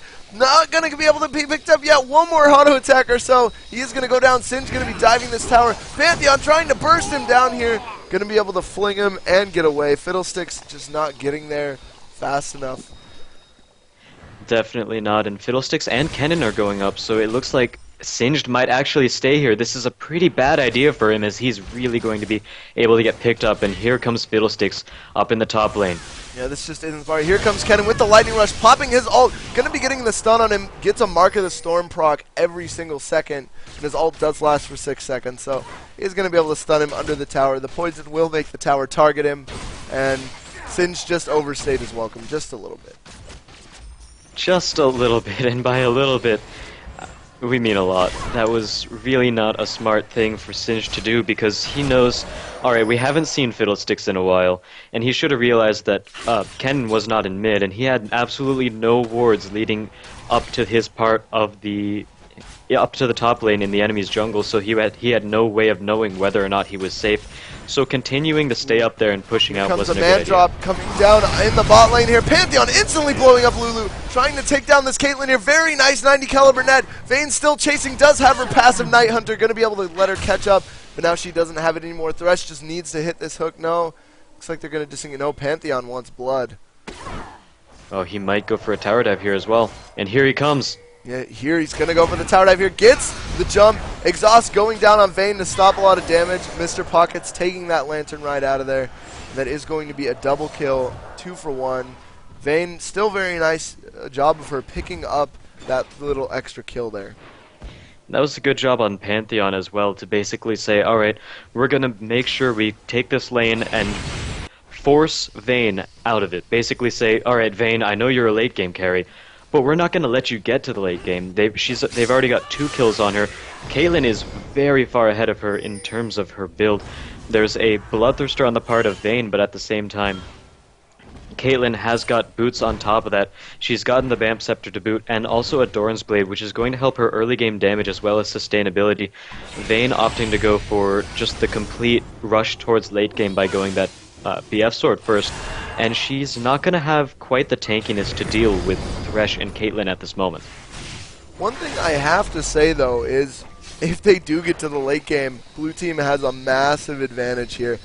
Singed is just a powerhouse in the late game. Pantheon tends to fall off just a little bit in the late game, losing a little bit of his tankiness and damage, and kind of just becoming, you know, he still is a threat late game, but if he doesn't really get fed too much in the early game, he will fall off. Fiddlesticks is a good ganker. Oh, scumbag! Lunette not blocking that. It might have also been a little bit of Vayne's fault too, because Vayne didn't stop behind Lunette, but still, oh, Lunette letting the bullet pass her, and that was kind of bad. But back to what I was saying. They really do have the late game on the side of the blue team. There's some action in the top lane as Kha'Zix is trying to kill. There's the Ignite on the Pantheon, and he will die from the last tick there. Ooh, that was brutal. Alright, so looking back at some of these builds, we're actually seeing quite a few Cage's lucky picks on the purple team, or the red team. Cannon has one, and so does Fiddlesticks. Now this will help their gold income, as well as give them a little bit more upfront damage in the early game. We'll have to see what they end up building those into. I think Fiddlesticks might actually end up going for the Twin Shadows for some of the cooldown reduction, as well as the chasing power that it gives. We also see the fact that Thresh going for Aegis, I believe, because he's already gotten the Emblem of Valor, but in the mid lane we have a gank. Yeah, we have Nocturne jumping in on this Kennen here. Kennen gets the fear off. All going to be ulting, and it's going to stun both members of the blue team. Kha'Zix jumping forward, trying to get that kill. And I think he's going to be able to lightning rush away. Fiddlesticks actually jumping in along with Pantheon. 2 people falling out of the sky. Fortunately, blue team will be long gone. And it looks like they might try to go for a dragon here fairly soon. They didn't necessarily get a kill, but they still put quite a bit of pressure, forced Cannon to back into his own base, and it looks like Fiddlesticks is taking his Wolves. Right now, the red team has a pink ward on it, so there's not too much they can do about it. It looks like they will just leave it be, as they know they are pretty far behind in terms of bot lane. Anyway, Kha'Zix has gotten quite a few kills onto Kennen, and it looks like he's going to keep farming up as well. Almost, there he goes. He hits 100 first in the match, which is great for him, so their mid lane might be able to counterbalance the bot lane, as Kha'Zix is a champ that can really take out 80 carries quickly. He is that bursty assassin that we know. And he's also got some great diving potential. He's got a lot of mobility on his kit, as well as some stealth. Definitely. So he might be here able to we're going to see a fight in the bot lane here. Sorry to interrupt you there, but Lulu ult did go off on Vayne, saving Vayne's life actually from Caitlyn's ult, and it looks like Vayne might actually be able to escape. Both members of the blue team escaping under the tower there, able to flash that Thresh ult there. Very, very well played by the blue team's bot lane. That is going to allow them to hammer under the tower, though. Hammer on the tower, so we could possibly see a tower coming out for the red team as well. Yeah, they look like they're about to push this double 07. He's got about 1.5k gold, so as soon as they take this tower and back, she's going to have quite a bit of gold. Might go for the BF sword to help finish up either Bloodthirst or Bloodthirster or Infinity Edge because she does have a pickaxe, and buying a BF Do sword have on a top gank of that on would help Singed either. here. Ignite is down. Going to be stifling some of his health regen, but Singed very, very fast. I think he did. No, he didn't pop Ghost. He's just a fast champion. Does have those boots too, so he's going to be able to run away. It looks like, yeah, he's going to. He just walks away. That's very true, and she does get a BF sword when she goes back, like I thought so. And it looks like Vayne, she's got a dagger as well, so she might be going for either Bloodthirster or Blade of the Ruined King, or she might actually be going for Bloodthirster into a Zeal, which on Vayne, not quite as good as a Blade of the Ruined King, I have to say, because she scales so well off of attack speed, landing Silver Bolt procs every third attack much more often, which is something that Vayne really benefits from, because that is the huge brunt of her damage in the late game, is that percentage damage that is also true damage. Yeah, another reason why Blade of the Ruined King is good is it allows her to escape. It assists her in that, because it literally gives her the slow and the damage, but that really allows her to become such a better duelist.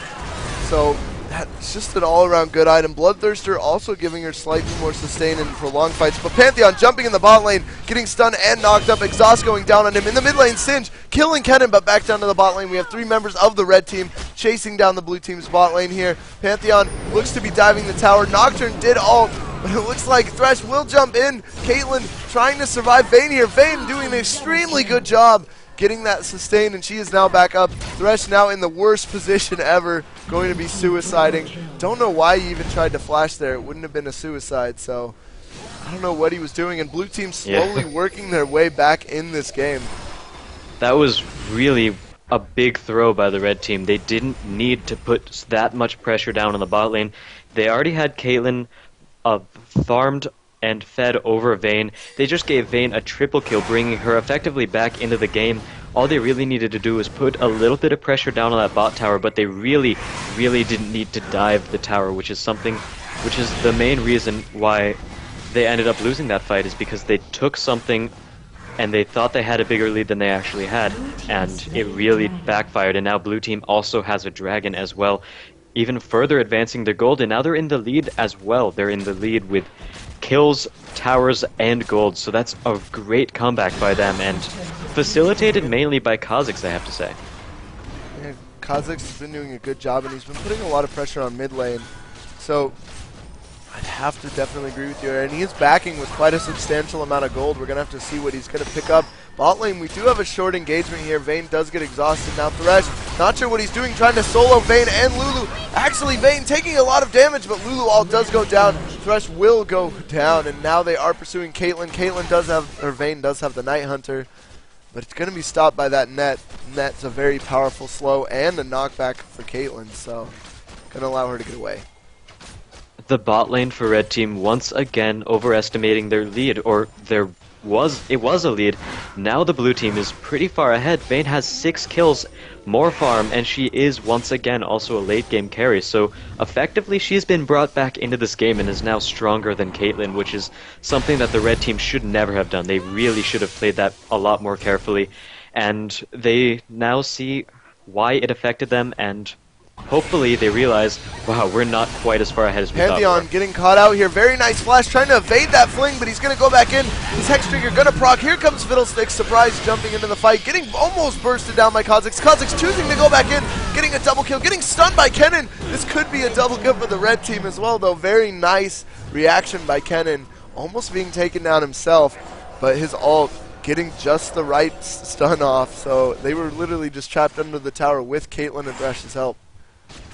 Indeed. It looks like Vayne, she has gone for the Infinity Edge first, which is a little bit odd. She looks like she's going for the straight up damage build, so that's going to help her get more damage in the early game, but it'll delay the point in time where she reaches the end game by just a little. And at this point it doesn't actually matter all that much, because as we've said, she has 6 kills. She is pretty fed, she is far ahead of Caitlyn, so she can really afford to do that, and she'd still be ahead of Caitlyn when it comes to late game as well. So I'm liking the fact that she is actually able to express her lead and force an even greater lead on top of that. Great plays, by Vayne in terms of her item build, and we see Kha'Zix's as well. He's got a Brutalizer, which I want to stress is always an amazing item on Kha'Zix because he is, like we said before, an AD assassin. He's got a lot of burst damage, and the armor penetration really, really helps out with that. Not only that, but the Brutalizer also gives him cooldown reduction, which is something that a lot of AD casters really need, and it just complements his entire kit so well. Definitely. I really like Brutalizer on a lot of champions, especially the non-mana using ones. It still works with people who use mana, but he got the tier to compensate for that, so he's really been able to just spam his spells on a fairly low cooldown most of the game, which really gave Kennen a very harsh early game. It looks like they are going to try and engage on the red team's bot lane here, though, taking a lot of damage. Caitlyn popping barrier, Nocturne diving straight under the tower, going to be picked up really quickly by Vayne, doing a lot of damage with that eye edge, and Thresh is not going to be able to escape either. And Vayne, ooh, getting caught by that trap, could be taken really low by the tower. Going to be able to walk away, though, and they could pressure this tower off those 2 kills. The red team is really not working quite as well as a team as they should be. They've been getting caught out one by one all over the map, and I really haven't seen them try to fight a full fight once yet. And at this point, it's too late to even try to do that because all of blue team is basically really fed. We have Kha'Zix 6-1, Vayne 7-3. She's finished her Infinity Edge, and she's gotten a Zeal as well. Here comes Fiddlesticks jumping on the Nocturne, going to be forcing him away from this tower here. Just a nice little surprise in there. You know what I haven't seen in a while? Just kind of diverting a little bit. You know what I haven't seen in a while, Azza? What haven't you seen? Surprise party Fiddlesticks. Whatever happened to that skin? I don't know. What is this Fiddlesticks? No skin. Wow, that's really odd. I haven't really seen Fiddlesticks himself played in quite a while, and that's mainly because there's not a big place for him. Obviously, he has been played jungle a little bit, but at the same time, his jungle at the very early Season 3 was pretty good, but as time went on, it started falling off, but it looks like in the mid lane, Singed is going to try to make an engagement. Ooh, very nice slow there by Caitlyn. Kha'Zix jumping in, but now he's just taking a lot of damage. Going to be taken down under the tower by the Kennen stun and the Fiddlestick Sphere. Lulu also trying to go up to save Kha'Zix, will end up being taken down herself. Red team doing a good job at responding to blue team's mistakes. Yeah, this is something. This is a common trend I see in a lot of games around Lunette's elo. It's basically you get overconfident with your lead. Someone like Kha'Zix in that fight, yes, he's really strong, but at the same time, look at his build. He has no tankiness. He has nothing to survive a tower dive, which is what he tried to do, and he got stunned under the tower and really couldn't move after that, and he just got taken down so quickly after that. He doesn't necessarily need to build more tankiness, although it would be nice, but he certainly doesn't need to act like he's really tanky. Very nice stun, almost allowed Vayne to be picked up there, and Pantheon jumps in, trying to get Vayne. Very nice slow by Singed, though. Gonna make it so he doesn't go in. He might turn around on Vayne here. No, not even gonna get the chance to. They're gonna burst him down. Now blue team going to go in on the red team here, knowing that they do not have Pantheon. Fiddlesticks getting 2-shot by Vayne. Eye edge Vayne. So much damage, especially as you can see he's spilling towards that blade of the Rune King next. Going to give him that attack speed and sustain along with Eye edge's damage. It's a scary thing. Ooh, Kha'Zix jumping in, trying to take down Caitlyn again. No tanking, it's getting stunned by Kennen. Now Singed in the middle of the tower. He's going to survive a little better. Singed actually being a nice person, or actually was that Nocturne? I didn't see who it hit. I'm pretty sure it hit was Singed. Yeah, getting hit by that Caitlyn ult. You know, choosing to say, hey, I know you didn't block it for Vayne in the bot lane, but I'll do it for you. And Kha'Zix off to a very, very early lead. If he wants to keep playing extremely aggressively like this, diving towers, diving into the 5 members, or into multiple members of the red team, while his own team isn't really there yet to back him up, then he's really going to have to get some form of tankiness. The way he's playing really doesn't complement the way he's building right now, which is something else that I find really odd about lower elo matches, is the fact that you might be playing one way but you're building another one, and that's a lot of times has to do with the mindset of, hey, I know this build works, I'm going to use it basically every game no matter what the matchup, no matter what team I'm against, which is something that really isn't something that works very well. And it could be the other way around too. It could be, alright, I'm building differently for whoever's in the game, but I'm not playing differently, which is something that we might also be seeing here. So he's been fed, but at the same time he's not playing as though he's building, or he's not playing the way he's building. Yeah, I know what you mean. It's one reason why pro guides don't always work, and people put a lot of faith in them because they're like, oh, I'll build this every game. And literally, we're going to see Vayne go on the Fiddlesticks here, taking a lot of damage, forced to flash away. Vayne following up, going to see if he can pick him up. Yes, picks him up, unfortunately getting the shutdown, so not sure if it's 100% worth it. And we might see an extended fight here. Lulu getting hooked, Nocturne ulting directly onto Caitlyn. Ult goes off onto Kha'Zix, not going to knock up Caitlyn, but she's going to be able to catch up and burst it down. Now Thresh in a little bit of trouble here. Kha'Zix saying, oh, you're going that way? And he's going to jump right in his face. Some intimidating stuff right there. Singed trying to run away up here, and it looks like Singed always gets away. It's especially if there's just one person. And just real quick back to what you were saying, Azza. I kind of really agree with that. That's one reason why pro guides don't always work, and pros try to explain this to people who use their guides. They're just guidelines. I mean, they want to tell you what items are good on certain champions and why, and you have to make the conscious choice of, okay, what do I want to pick? Well, you know, is this good for my lane matchup? Is this good for the team? That's very true. And one thing I would like to note about that last fight was the fact that Vayne took Fiddlesticks down really low. He ended up flashing over the wall, and there was a dive in the bot lane as Kha'Zix not quite able to pick up Fiddlesticks. But going back to that point, he flashed over the wall, and the big mistake that Vayne did there was she flashed over after him and tried to secure that last kill, which is something else I see happen in a lot of low elo games, is basically you get tunnel visioned, you say, I want this kill, I need this kill so badly. But in the end, if she would have turned on Caitlyn, instead of trying to keep chasing Fiddlesticks, she's fed enough, she's got enough items, she's got enough damage, she is Vayne in the late game. She'll be able to turn on Caitlyn, burst her down, take that kill and get out alive, and if not, even get more kills. We're gonna see Vayne being almost picked up by Kennen. He's gonna be picked up, and it looks like Kennen trying to escape, getting the stun down on that Kha'Zix. Kha'Zix almost out of the tower. Is he gonna get blocked? No, Nocturne's gonna block the shot. Kennen going in, picking up that kill, and now Pantheon is there. They're gonna disengage that though. Singed trying to run away. Caitlyn is there, trying to trap his escape. Gonna be taking a little bit of poison damage, and Lulu gonna be helping safeguard his escape. 3 members of the blue team still out of place right here. Nocturne doesn't have his paranoia up yet, so he's not going to be able to engage. And it looks like they're going to be stopping Fiddlesticks from taking his blue there. Not going to be able to fling him, though. And I wonder if they're going to be able to take this blue. Pantheon is there. Lulu getting hit by the hook, taking a lot of damage, getting caught by the trap. Fiddlesticks, exhaust going down on him. Caitlyn being put way out of position for an AD carry. Put in the middle. Here comes Fiddlesticks ult. Lulu ulting herself, trying to save herself. Caitlyn getting taken down by Singed there, and Pantheon jumping in, taking down the Lulu. I mean, vice versa. I said that wrong. Actually, Singed took down the Caitlyn. That a really unfortunate fight right there for the blue team. They just basically overstayed their welcome. They took too much poke damage, and even though they killed Nidalee, the rest of the red team had enough time to get over there and counter gank that. So it ended up in favor for the red team, and there's a lot of little things that each team could be doing better in this game.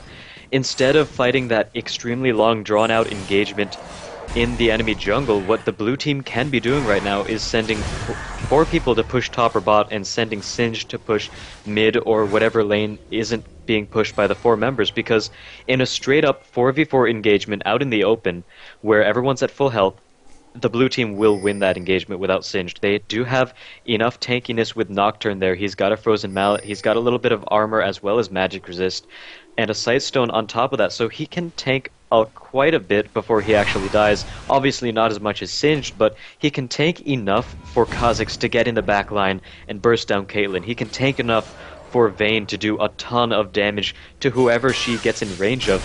And that's really what they want to be doing instead of trying to win out these little objectives like blue buff in the enemy's jungle, which clearly haven't been working out for them. Definitely, and Kha'Zix going on Pantheon. Nocturne follows up with the paranoia. Spell shields just in case Pantheon tried to stun. And that will be a quick kill and another tower for the blue team. Blue team now in a convincing lead. They were the late game team, and it is now getting to be the late game. Almost 30 minutes in, we are seeing some builds start to take shape here. And red team could almost lose an inhibitor. Thresh hooking that Kha'Zix. Kha'Zix jumping out. Unfortunately, Lulu did knock the Kha'Zix, so he did ult the Kha'Zix, getting 0 knockups. Fiddlesticks wasting his ult. Even Ooh. used a flash right there to try to continue the engagement. Not going to do anything, though. Did he really use a flash? Wow, Yeah, that was really... he ulted over into the first corridor and then flashed over. Oh, that's not a very good choice for Fiddlesticks. And one other thing I would like to point out is the lack of wards for the red team. They have a couple in the bottom half of the jungle, but absolutely none in the top half of the jungle, which is basically where blue team took that last fight, and they were able to get the jump on a couple of people, and they're going to get the jump on Kennen as well. Very, very nice. Yeah, they are unfortunately not going to be able to happen. Kennen's lightning rush going to be able to get him out of there fairly fast. Very fast champion there. And it looks like they might give up the chase, which might be the best idea in this choice, but at top Here lane... comes Pantheon jumping in on top of the Kazakhs. Kennen still here. Not going to be able to get burst down fast enough. Kazakhs looked like he was trying to do that. Ignite will pick up that Kazakhs, and Thresh now in trouble. Trying to stop Vayne. Very nice slow. Going to be able to get that fear. Silence the Vayne. Not going to be able to tumble or ult. Thresh missing his hook, however. And now it looks like Kennen could be in trouble. Getting feared by the Nocturne. And here comes Vayne again. Pantheon jumping in. Going to be able to pick up that kill, Mr. Pocket. And now 5 members of the red team are still up. Singe taking a lot of damage. All of them are taking Singe poison. Caitlyn, for some reason, choosing to ult. Not the best time to ult during a team fight because it's less damage than your auto attacks would put out in that time. Yeah, at this point in the game, you either want to use your ultimate to secure a kill, or use it right before a fight to see if you can do a little bit of damage. Basically, in the middle of a fight, like you said, her auto attacks at this point in the game are out-damaging her ultimate. And that's mainly because of the cast time on her ultimate, so not the best use of it there, but either way it didn't quite matter too much. And one thing, once again, I would like to note, Vayne having that tunnel vision once again, basically saying, alright, I can kill this Thresh, just one more auto attack, and she runs into the box, gets slowed ridiculously, and that allowed the rest of the team to capitalize on it, and therefore she was out of position. In the bot lane could be in trouble. You're trying to bait Kazakhs towards Caitlyn. Not going to be enough, though. Nocturne did ult, and it looks like might be able to ult this Caitlyn. No, Paranoia ways off. Unfortunately, Nocturne is here, though. Ooh, Fiddlesticks ulting over. Going to be Lulu ulting the Kazakhs in there, and now Fiddlesticks is in trouble, getting exhausted, so he can't really put out too much damage. Not really throwing out any spells at this point. I think he knows he's dead. Blue team taking another commanding lead in that team fight, trying to make up for last fight, and this will be a dragon attempt. Baron is getting pinged, but it looks like they're going to be able to pick up dragon so far, so they could probably do both before most of the red team is up. In this situation, yeah, they definitely want to be pushing, I would say. They can easily take an inhibitor off of this, and even if they are in the enemy base when a couple of them spawn, they can still win teamfights. That was a great teamfight for them. The only one who's really at low health is Gordon, and he still has about half of his health, so they'll be able to get an inhibitor off of this, which basically puts so much pressure on the red team. It's a lot harder to come back into the game after having your inhibitor taken, and basically they can win half a team fight. They can win a third of a team fight. They can kill 1 or 2 members of the red team and then Baron afterwards, because there will be a lot of pressure from super minions pushing down the mid lane. So in the end, it is a better choice than going straight for Baron. Yeah, definitely. Baron is kind of thought of as one of the solo queue killers. So I think it's better that they didn't go for Baron, because literally, if you do a Baron fight, it not only takes you low, but it allows the other team to clean up on you. And they could do a pretty good bait here if Caitlyn face checks this. And it looks like Kazakh's going to be able to burst it down with Vayne's help. And now it looks like Pantheon jumping in, but they're all going to be out of there by now. Fiddlesticks getting taken down by the Vayne. Vayne now slowed almost infinitely, but blue team looks like they could at least take an inhibitor out of this fight, at least another one. And now it looks like Vayne going to be taking down that Pantheon. I believe that was a quadra kill in all, and Kennen, the only one currently alive. They didn't even have Singed in that fight. He was just pushing top lane. Yeah, I said before that they might be able to take a Baron off of a good engagement, but that was a great engagement. They really just took advantage of the lack of red team's wards, caught out Caitlyn, and killed 3 other members of the team to follow it up with. They can really push down 2 more inhibitors, maybe even a Nexus turret or 2 out of this engagement, which in this situation a lot better than Baron. And if they would have only caught out Caitlyn and then got out after that, they might be able to take Baron, and that would be a good time. But certainly when you have 4 members of the red team down, towers almost are great. Getting that fling off Caitlyn there. Very nice caliber net though. Singe being taken on really low. And Willie B-Block Vayne doing a very nice tumble, and they're going to be disengaging here, or at least trying to. Fiddlesticks being taken down by Singed Poison real quick there. Vayne taking a lot of damage though. Flashing in there, trying to get that stun, and she does end up doing that. Nocturne going to be taken down by Auto Frost Ignite, and that is going to be a little bit of a pushback, but at this point they have all their inhibitors down. Blue team can do whatever they want for the next 5 minutes. That really was not a throw from the blue team. They could afford to lose those 2 members of the team, even if it gives them a little bit more gold for the shutdown bonus on Vayne, I believe. Yeah, they got a shutdown on Vayne. Even though that happened, they took 2 inhibitors and a Nexus turret out of that, which gives them so much more control, and basically, even though they lost a couple of members, the red team cannot push out of their base at this point. If they push out of their base too far, then basically the red team, they can get killed by backdooring minions, or someone might be sent with the backdooring minions. So many things can happen if they try to push out of their base after taking an engagement like that. And with all 3 inhibitors down, basically what the blue team can do, they can Baron and end this, which is sort of what Singed is doing, but a little bit of miscommunication. Ooh, Whoa. Caitlyn getting caught out again. Kha'Zix incredibly burst heavy in the late game, as both of us have said, and he does have Muramana, gonna help him out even more with that. Singed starting the Baron, and it looks like the rest of the blue team slowly converging to finish it. Again, they have all the time in the world for the next 5 or so minutes. You know, those inhibitors are going to keep the red team fully in their base. It is going to give them a lot of farm, but it's still going to hold them in their base, so objectives can pretty much be taken, and they can do a final push. Singed, you know, actually they might just go for the final push here, maybe take a little more farm. And earlier you reminded me of something, Azza, when you said that's not a good engagement, that's a great engagement. Just reminded me of a little song. This blue team's engagement is... Well, actually, I'm going to have to sing a song later, as Nocturne has engaged with this Paranoia. Threshold is going to be baited out, and that is going to be a disengage. And we are going to possibly see the final push here. Their Nexus is open. Super Minions were able to take the tower. Very, very nice. Condemned. Vayne actually might get taken down. No. Going to be able to tumble out of there. Lulu all going on the Vayne. Getting pulled into the fountain, though. Unfortunately, that's not going to be good. Kennen Zanya's goes off as well. There are going to be about 10 super minions. Yeah, 10 super minions beating up the Nexus, though, so that is going to be GG. GG, Lunette's team actually won that. Oh, yeah. Look, she is watching. There you go. Hi, Lunette. Yeah, I kind of assumed, like, at least at the start of the match, someone like blabbed. Or at least she got out of the thing and match. But, you reminded me of the song. But we still got to make fun of her a couple times for some of those early game plays. Yeah, a little bit, so that's good. Blue team's plays, they're more than good. They're great. Please no, never again. Dude, well, you reminded me of it, because you're like, that wasn't a good play, that was a great play. Just reminded me of it, it's funny. Yeah, that level 1, you shouldn't have gone in for that in the first place. Hecarim had his flay, which is some CC that's basically, it interrupts you.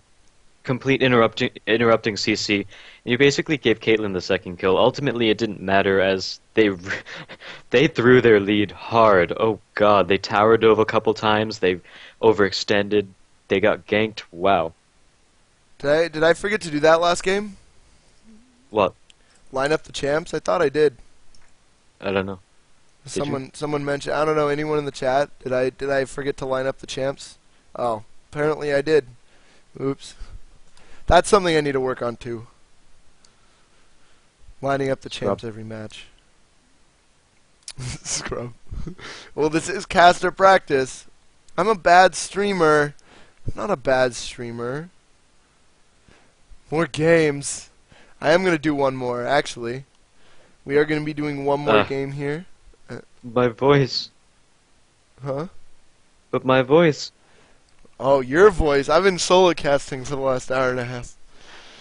We do cut off after 2 hours, and we have till 5 o'clock. What? Well, when did you start? I started at I think I started a little bit before 3. I think 2:40, 2:45. So we've done a good 3 games. So, well, we could stop it here. Wait, someone is going to pay. Who's wait? What do the viewers want? Lunette seems angry all of a sudden. Why is Towerdive TV angry? All right, we will do another game. Avi wanted us to spec him. You want to spec Avi? Sure, why not? I'll make fun of him. Alright, time to make fun of Avi. Let's not make fun of him too much, though, because he did just, again in the chat, send your best wishes to Avi next time, because he did just get, well, diagnosed with a pretty bad illness, so yeah. And we are going to be hopping in this game right now, in the loading screen. This loading screen actually loaded really fast. And, ooh, we see a Shaco in there. We're going to be seeing Avi playing. Looks like he's playing Elise. Yeah, Avi is going to be playing Elise in the top lane. Doesn't look like he's doing so hot just by looking at his score. Renekton seemed to have beat him out a little bit. Quite a bit. Are you loaded in the game yet, Azza? Just about. Alright, and we are going to see Rammus support. I personally love this position. Gragas getting caught out in the bot lane here. There's going to be a team fight. Caitlyn flashing after it. Rammus walking up, going to be able to get that top, popping his ult, getting really tanky. Lulu's ult, though, doing work. And going to be getting a quick double kill. Not going to be able to even pick up Caitlyn in that fight. Very, very nice job there. Gragas, Roam, not really doing anything. So he's kind of just going to walk away. He didn't even stay to throw a barrel to save his friends. So looks like he will get picked up. Avi almost coming down, though, getting a kill. And we are going to see Renekton possibly engage on Zac in the top lane here, doing a lot of damage, actually being taken down to about half health. Renekton obviously beating Avi out in lane. He is 1-1 and having double the CS. Here comes Shaco. Might be catching out. Avi gets the slow. Now he is getting the red buff, but Lulu, very, very nice job. And Rammus disconnecting. Shaco is now being turned on. He knows which one is real. Avi picking up a kill at the bottom. Very, very nice job. And a very, very nice turnaround.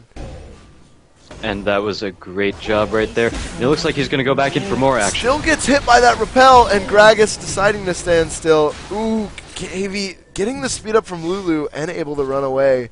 So Avi making up for a little bit of early game loss. I do like his item choices, though. Going to be building that early penetration, which is very, very popular on Elise players. And now it looks like MF sticking down a little bit too long. Caitlyn getting creep blocked, though, not going to be able to pick it up. She could have even stood still. Oh, kind of throwing away that free kill right there. Well, that was quite unfortunate, and I really don't know what Misfortune was thinking trying to 1v1 Caitlyn there while Lulu was supporting her. That was really not a great decision. I know you are Misfortune, but at the same time... Yeah, and here comes an engagement in the bot lane. Shaco is there with Rammus. The exhaust does go off on Caitlyn. Lulu taking a lot of damage, but her ult is going to make her survive that. And it looks like Rammus does take down Caitlyn. That defensive ball curl saving him those last 2 hits. Again, make him very tanky. And Shaco gonna be trying to take down this Lulu, but Shaco not a very tanky champion. Not gonna be able to tower dive. Up in the top lane, we are gonna see Zac. Wait, is Avi actually the jungler? Yes. I misspoke in that, yeah. Avi is the jungler, so doing alright. Up in the top lane, Zac, though, still losing to this Renekton. And it looks like his passive will get proc. Let's see if he's going to be able to do that. Avi kind of just getting taken down by MF, but at least Ari was able to follow up, and that is going to be an assist. And there we go. A lot of action happening right now. So Caitlyn opted to go right for Bloodthirster Zeal, which is pretty good item combination with the bot lane. Here comes Rammus. Shaco getting that slow. Unfortunately, Ari's auto attack taking him down, and Gragas gonna be missing that. Gragas, no! Oh, Ari's gonna escape. Rammus not doing the best engagement there. He was a bit too low, and his if we take a look at his items right now, he is going for a lot of defenses, but did not have a lot of magic resist yet. Kind of going for an interesting support Rammus build, well, at least from what I think, especially the Kages. And here's Caitlyn, going to be picking up Gragas right there.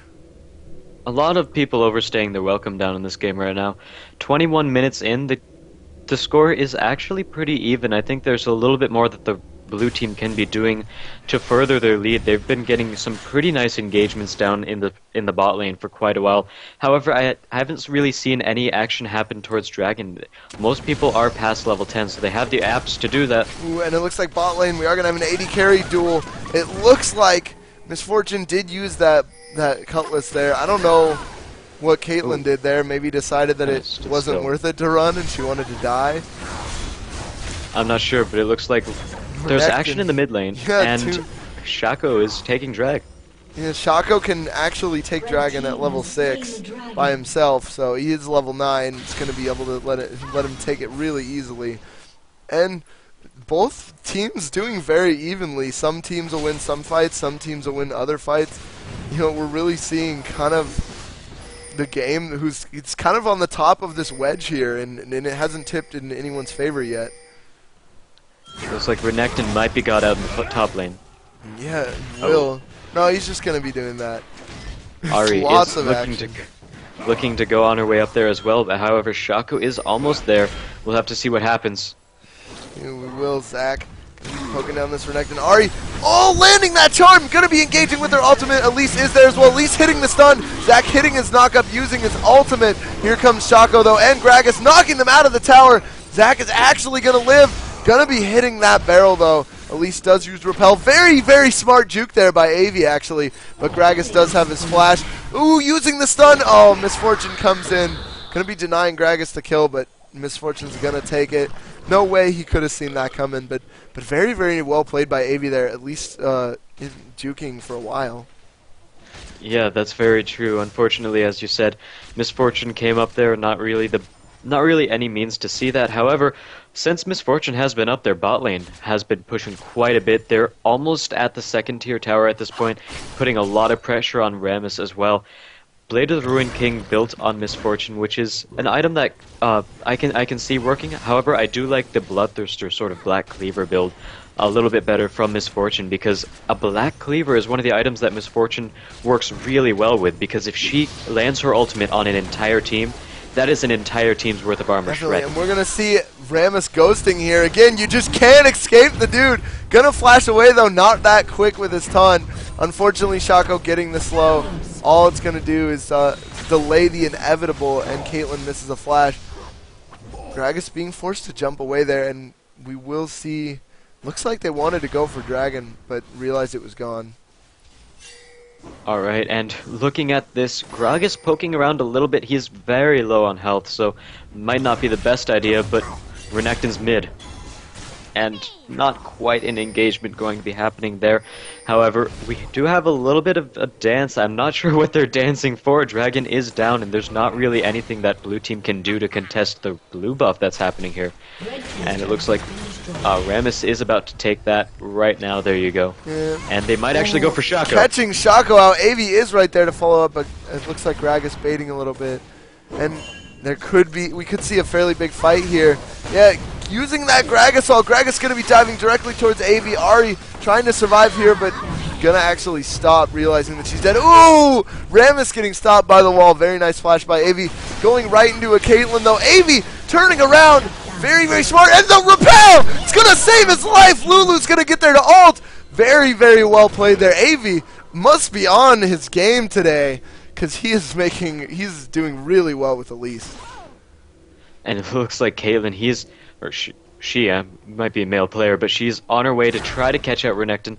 Zach is also there. He's about to use his jump, but runs also into Shaco. Yeah, doesn't really get his knock-up off, and Shaco gonna almost waste his ult there. He could do a little trolling here with his clone, and we could see another fight here, but yeah, Renekton's going to dive in on there. Not sure what he's helping to accomplish by himself. Shaco jumps in. Caitlyn could go down here. Pops the barrier. Going to be preventing a lot of damage. And here comes Rammus. Going to be coming in. He's going to be able to pick up this Caitlyn here. Caitlyn does not have flash. And there gets the pick up there. Rammus coming to help Renekton. Going to be taken really low. And now they just got to kill him. All these little things. I'm not sure if they're going to be able to do it, though, because Ari is there. Yeah, Zach is going to be able to get back up. Now they're in trouble there. Rammus overstaying his welcome. And yeah, he is going to get dove on by Avi.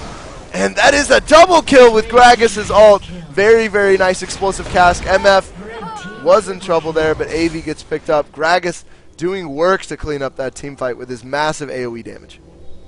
Gragas is very well known for his team fighting, which we're really seeing here. His ultimate large radius really disrupts an enemy team and also does a ton of damage on top of it.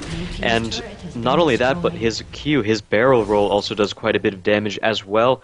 Also slowing the attack speed it hits, so putting that on an AD carry is a great force in a team fight. And he's also bloody slamming in right now. Yeah, that barrel hitting both members of the blue team. MF being taken low, and I think that Caitlyn ult, well, I was going to say it'll finish him off, but not quite. Looks like he might be able to pick up this Ahri. No! Not going to be doing enough damage, and that is going to be the disengage. By the way, this joke is kind of not going to work anymore, but back when you asked why they were dancing, I just wanted to say they could dance if they want to. They could leave their team behind, because if your team don't dance, you and your songs. But it looks like Gragas is getting caught out. Yeah, he is going to be instantly bursted down. Shaco trying to run away and able to repel to him. I guess I don't know how that works. And it looks like Shaco, he's going to be able to escape from that. Looking at his build right now, he's got a static Shiv along with a Cutlass, so he is going for the split pushing sort of build that we see a lot of Shacos do, because they really don't have too much late game power if you're playing Shaco. So going for split pushing is something that a lot of Shacos decide to do, and he's just attacking the air right there, and randomly blood is popping out. Yeah, it looks in like the mid lane, they're going to try to force a tower. Yeah, Rammus going to try to push them back from this tower, taking a lot of damage, but, you know, Rammus does have that Randuin's, and it does have a lot of other tankiness, so he's going to be able to force him away. Alright, we might be seeing a standoff in the mid lane here. Both teams not quite at full force. Gragas not at the team fight yet, and a lot of members of the blue team are low on health. Looks like AV might be, or actually, sorry, Ahri is the one who's taking that. And it looks like red team, they're going to try to force a dragon off of this. There is no wards for the blue team. They don't know anything about this, and it looks like it's going to be a free dragon for the red team, helping them further their lead a bit. And what the blue team really needs to try to do, they need to try to fight as a 5, and basically, if they can avoid an ultimate like Gragas' ultimate, then they're going to be able to win a team fight pretty easily, as they do have quite good team fight themselves. They have Lulu, who's got great AoE knock-up and slow. They have Zac, who basically his entire kit revolves around knocking people up and CCing people, as well as being a tank. And Ahri is one of those champs who's got both single target damage as well as quite a bit of AoE damage. So they've got a pretty good team fighting comp right there, and so long as they can avoid the big AoE spells that are Gragas as well as Miss Fortune's ultimates, then they'll be able to take these team fights pretty easily. Now, just stepping back and taking a look at the bigger picture here, we are again, like I said, ooh, actually MF getting caught out in the mid lane here, does get whimsied, gonna be taken down, ooh, not quite by the Caitlyn ult, but Zac is gonna bounce around. And actually, Ahri's going to pick up the kill, maybe with a dot or an ignite. I didn't quite see how that happened, but they will take that tower in the mid lane. They could possibly force another one too, as Shaco is too low to fight. And Renekton does take that bit of damage right there. AV getting a lot more damage out there. His Landry's burning down Renekton's health a little bit. Renekton has a fairly high health, but Rammus, again, a scary engager, especially at this point in the game. He's getting to the point where he's very strong, and he does a decent amount of damage. Blue team is doing what they want to be doing right now by trying to force down this tower, force something to happen. They did pick up Miss Fortune, so that's a great point for them to try to finish up another team fight. Although they're not quite able to do quite as much poke damage as they want to, Miss Fortune is back up. She's returning to lane. I think the blue team might start to realize this fairly soon. They're either going to back off, or they actually have the possibility to keep going, because Renekton is having to back. Gragas is about half health, so if they can fight a good initiation, they'll be able to take this fight, as most of them are full health besides Lulu. We'll have to see what they decide to do, although the red team looks like they're about to split up. Miss Fortune's going bottom lane. This is a perfect time for them to try to force something onto this tower. Definitely, because Miss Fortune needs to stop bot lane from pushing, and it looks like they're still too afraid to siege the tower. They do have a Caitlyn, though, who's very good at sieging, and they need to make use of that. They are trying to push the lanes. Missed a little bit of an opportunity. However, Misfortune's still bought, but they might be able to catch out Shaco here. Shaco almost getting caught out there because he went a little bit too far in, and Avi putting a little damage on down to that Gragas. It looks like Red Team just trying to distract them, trying to keep them away from their objective. And we could see an engagement here by the Red Team. No, just, man, the Red Team trolling. was so split up for the last minute. They could have made something happen. Unfortunately, they weren't able to do anything, but here's the engagement. Yeah, here comes Renekton jumping in right in the middle. Bullet time going on. Gragas is all again finishing off the Lulu. That will be a shutdown coming down on the Ahri. Renekton flashing and using some abilities, nuking her down. And there's yet another nuke coming down onto Caitlyn. Renekton, super strong, one top lane, beat out Zac by a fairly large amount. You can see it by his items. He does have the obvious defensive advantage right there, and that's going to be an inhibitor. And Zac jumping right in. Not sure if this is the smartest idea. Not really going to make anything happen. Maybe just buying time. Not sure what he's doing. That will just be another free kill, and they're still going to get this inhibitor. Yeah, it looks like AV is the only one left to try to defend this push. However, there are all 5 members of the Red Team up. In that last team fight, basically what happened, the Red Team landed all of their ults onto the Blue Team. And we saw Gragas' ult, Misfortune's ultimate, all stacked on top of each other, so that's a great amount of burst damage, and Blue Team was really caught off guard on that. They weren't in the right positioning, and Zac actually ended up in the back line of the Red Team instead of the front line of his own team. We're going to see them chasing after this MF. MF having a double buff. Gragas might be here to do some peel, though, using that ult just to keep them away. You know, Gragas' ult is on a really short cooldown, so it's not the worst idea. I think it's on like some 30 second. No, it's actually on a 60 second cooldown. I thought it was a little shorter than that. But, you know, it's still 60 seconds. It's going to be up by the next team fight, and he did, you know, assure MF getting escaped. Still a bit of a wasted ult, though. Yeah, I really don't think they were going to be able to catch MF, even if he didn't use his ultimate. But, you know, like you said, it will probably be up by the next fight, and it's something the Blue Team could have done. They could have found some way to put pressure on the Red Team, since they don't have Gragas' ult up for the next minute after he did that, so not quite as much pressure as I'd like to see. However, their ward coverage is pretty good. They've got a lot of wards around the mid-section of the map, a little bit aggressively, in a few in the enemy's jungle, none in their own. While the Red Team, they have one ward out at the moment, and that is just about to run out. We'll give it a couple seconds, and it'll be gone. So, really liking the Blue Team's ward coverage, and they really need to make something happen with that. They have more information than the Red Team, so they should be trying to catch people out. They should see what they're able to do about this. And right now, it looks like a couple of them are headed top to try to stop this push, which might not be the best idea, as Gragas is on his way as well. Yeah, Zac getting caught out now, fighting a 2v1, but he's going to be able to easily jump out of there. Gragas almost catching out that Lulu.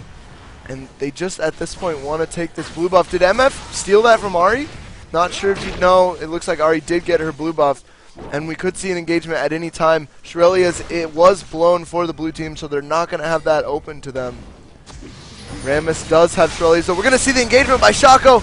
Very, very bad barrel. Shaco and AV both jumped out from that. Lulu does ult the Zac, who's in the middle of the Red Team. Looks like Blue Team so far taking a good lead in this fight, but Rammus in the middle, and Gragas doing so much damage, getting a double kill instantly with one barrel, and there goes the Ignite. That is a triple kill for Gragas. Renekton just forcing out the Caitlyn, and now he might actually be in trouble, though. Taking a lot of damage. Renekton could be baiting, though. Here comes Rammus baiting his ultimate out. There goes the exhaust down on Caitlyn, too. Barrier tried to go out, trying to make something happen. Unfortunately, that is going to be the ace. This Gragas incredibly, incredibly heavy right now. So he obviously was well fed this game. Oh, wow. Another case of the tunnel vision that we've been talking about quite a bit. Basically, Caitlyn saying, alright, I need this kill, I'm so close to getting killed. But the thing about Renekton is he has an ultimate which gives him quite a large burst of health, and Rammus was also right there to follow up with an exhaust as well as a bunch of CC, so it really backfired on her part, and it looks like a barrel just able to save Gragas' life right there after taking out one of the Nexus towers. Blue Team's really going to be on the back foot for this next fight, and it looks like Red Team might gear up for a Baron because it really makes sense for them to do so right now. There is a pink ward for the blue team on there, so they will know about it, but there's not too much they can do about it. Granted, so long as Gragas is able to land some of his barrels, as we've seen, been doing so much damage, but once again, it's all the case of landing those barrels. In the last team fight, I think he only landed his ultimate on one person, but the rest of that was just follow-up barrel rolls with his Q. Yeah, and we're gonna see red team start to, back up, maybe take some objectives here. We could actually possibly see them take Baron, but again, sometimes Baron can be a throw if you do it wrong. All they need to do is win one more fight, maybe push some towers. Actually, they're making their way over to Baron, so we could see something. Oh, they might try to bait it out on top of a ward. They might. I'm not sure if they know that ward's there. I saw a ping, so yeah, there we go. Renekton clears out the ward. It looks like he's going for the pink ward right now, so no sight from the blue team on Baron right now, and two of their members aren't actually there with them. One of the members, Lulu, isn't there with the team fight, but red team needs to be careful as well. Yeah, very smart job by AV Face checking the bush. Renekton goes in anyway, does have his ult, going to be forced to pop it, and MF using bullet time to force everyone away. Zach actually ulting in there, and AV will pick up that kill. Renekton will go down second, but not before AV gets picked up there. And now it looks like red team, just come on, Gragas! Oh, getting CC'd to death right there. Looks like Rammus is still there, trying to take down Zach, getting that kill. And ultimately, that was a good fight for the blue team. Shows that they are still in this game if red team makes mistakes. And a mistake that was, they got really baited into that fight, basically saying, hey, come over here, I promise you it's safe, you're going to catch one of us out and win a team fight like you did all the other times.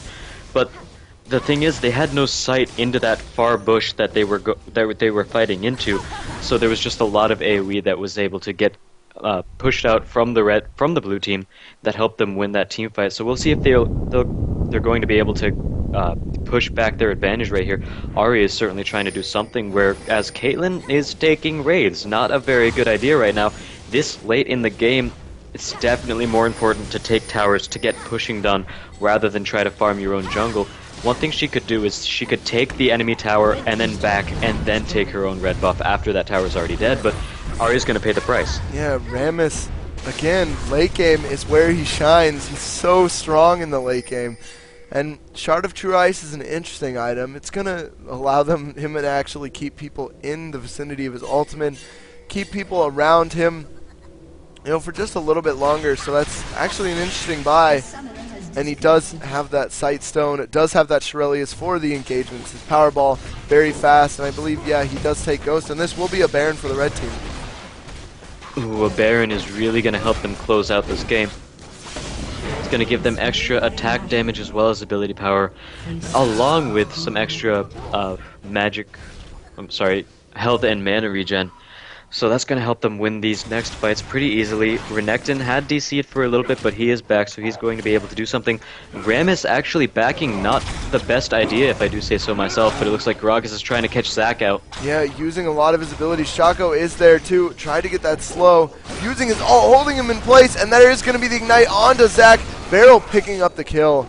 Gragas incredibly strong right now, has a death cap, Void Staff, and Athene's, and that Abyssal Scepter, which will lower anyone nearby him. And Gragas is, fairly close to the action.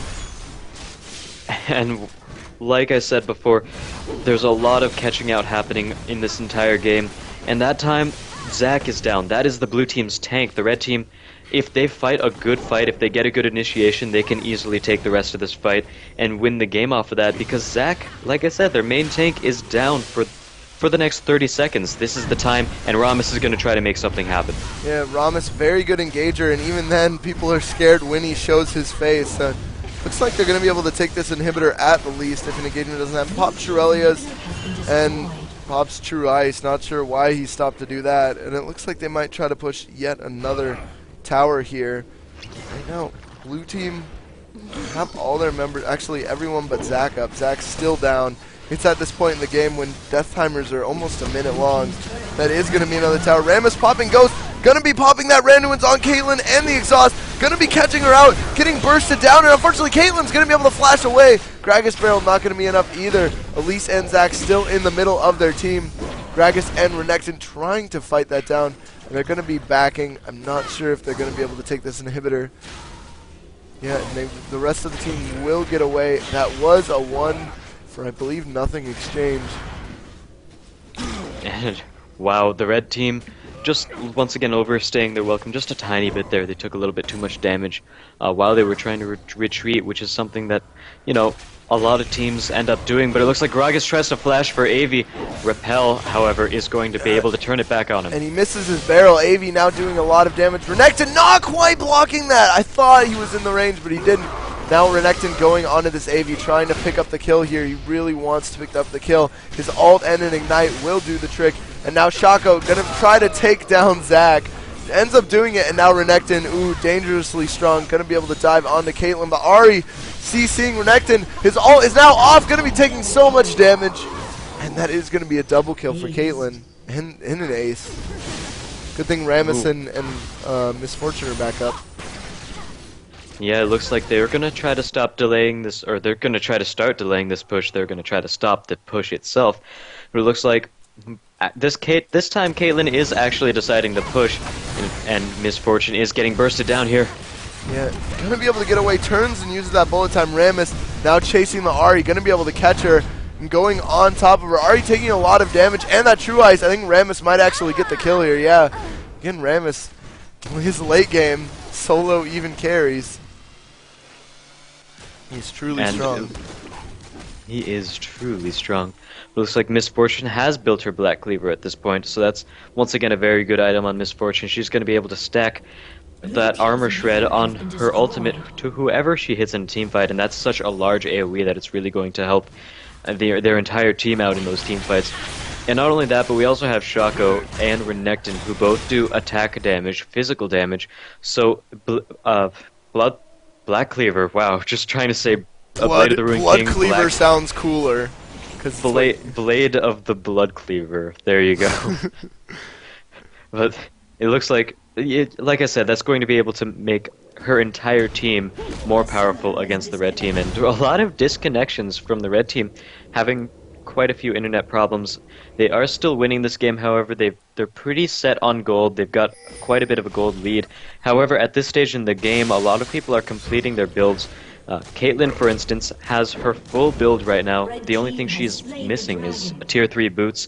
We'll have to see what she decides to buy there. I recommend Home Guard because they are fighting on their own turf. They're fighting in their base quite a bit.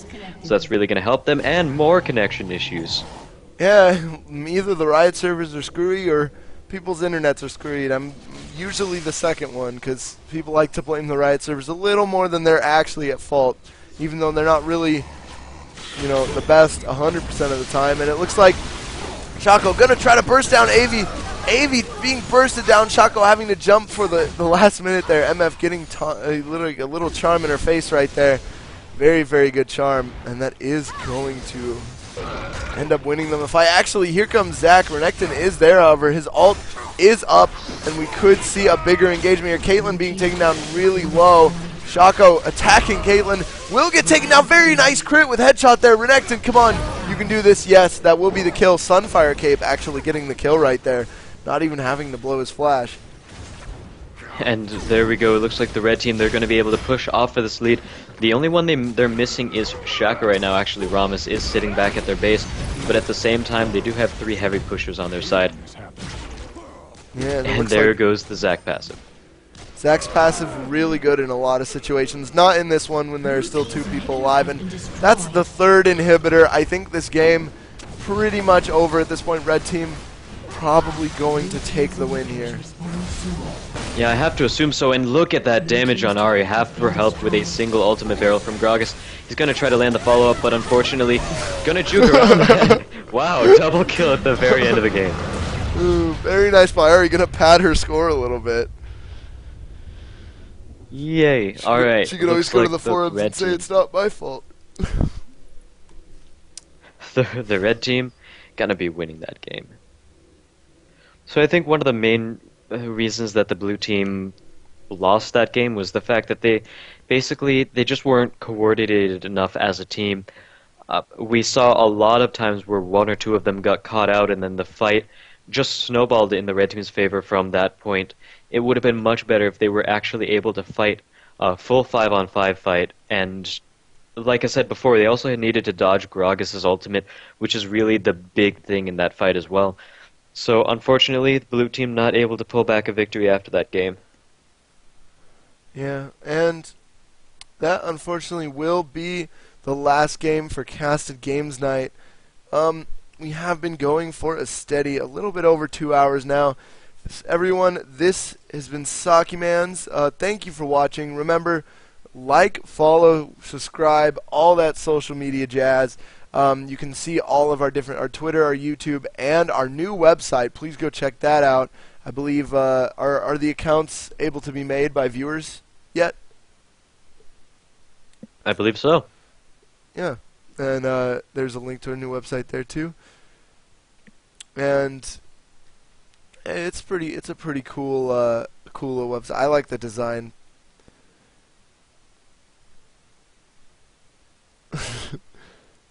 Some of our viewers. Sorry, I'm like eating. Oh, that is a-okay. You just got home from school, but hopefully we'll have more content. Just also before we go, for those of you who haven't seen it, this is our weekly content page, and as you see, it is Monday, so this was Casted Games. Tuesday, Game Analysis. Wednesday, Casual Games Night. Community Night. Dungeons and Dragons Night on Friday has been deemed that, and we are going through a really fun campaign there. And we have the Towerdive tournament on Saturday. Alright, looks like that's it. I have been Sakimans, And I'm Azaraki Dragon. and this has been Casted Games and Towerdive TV. Thanks.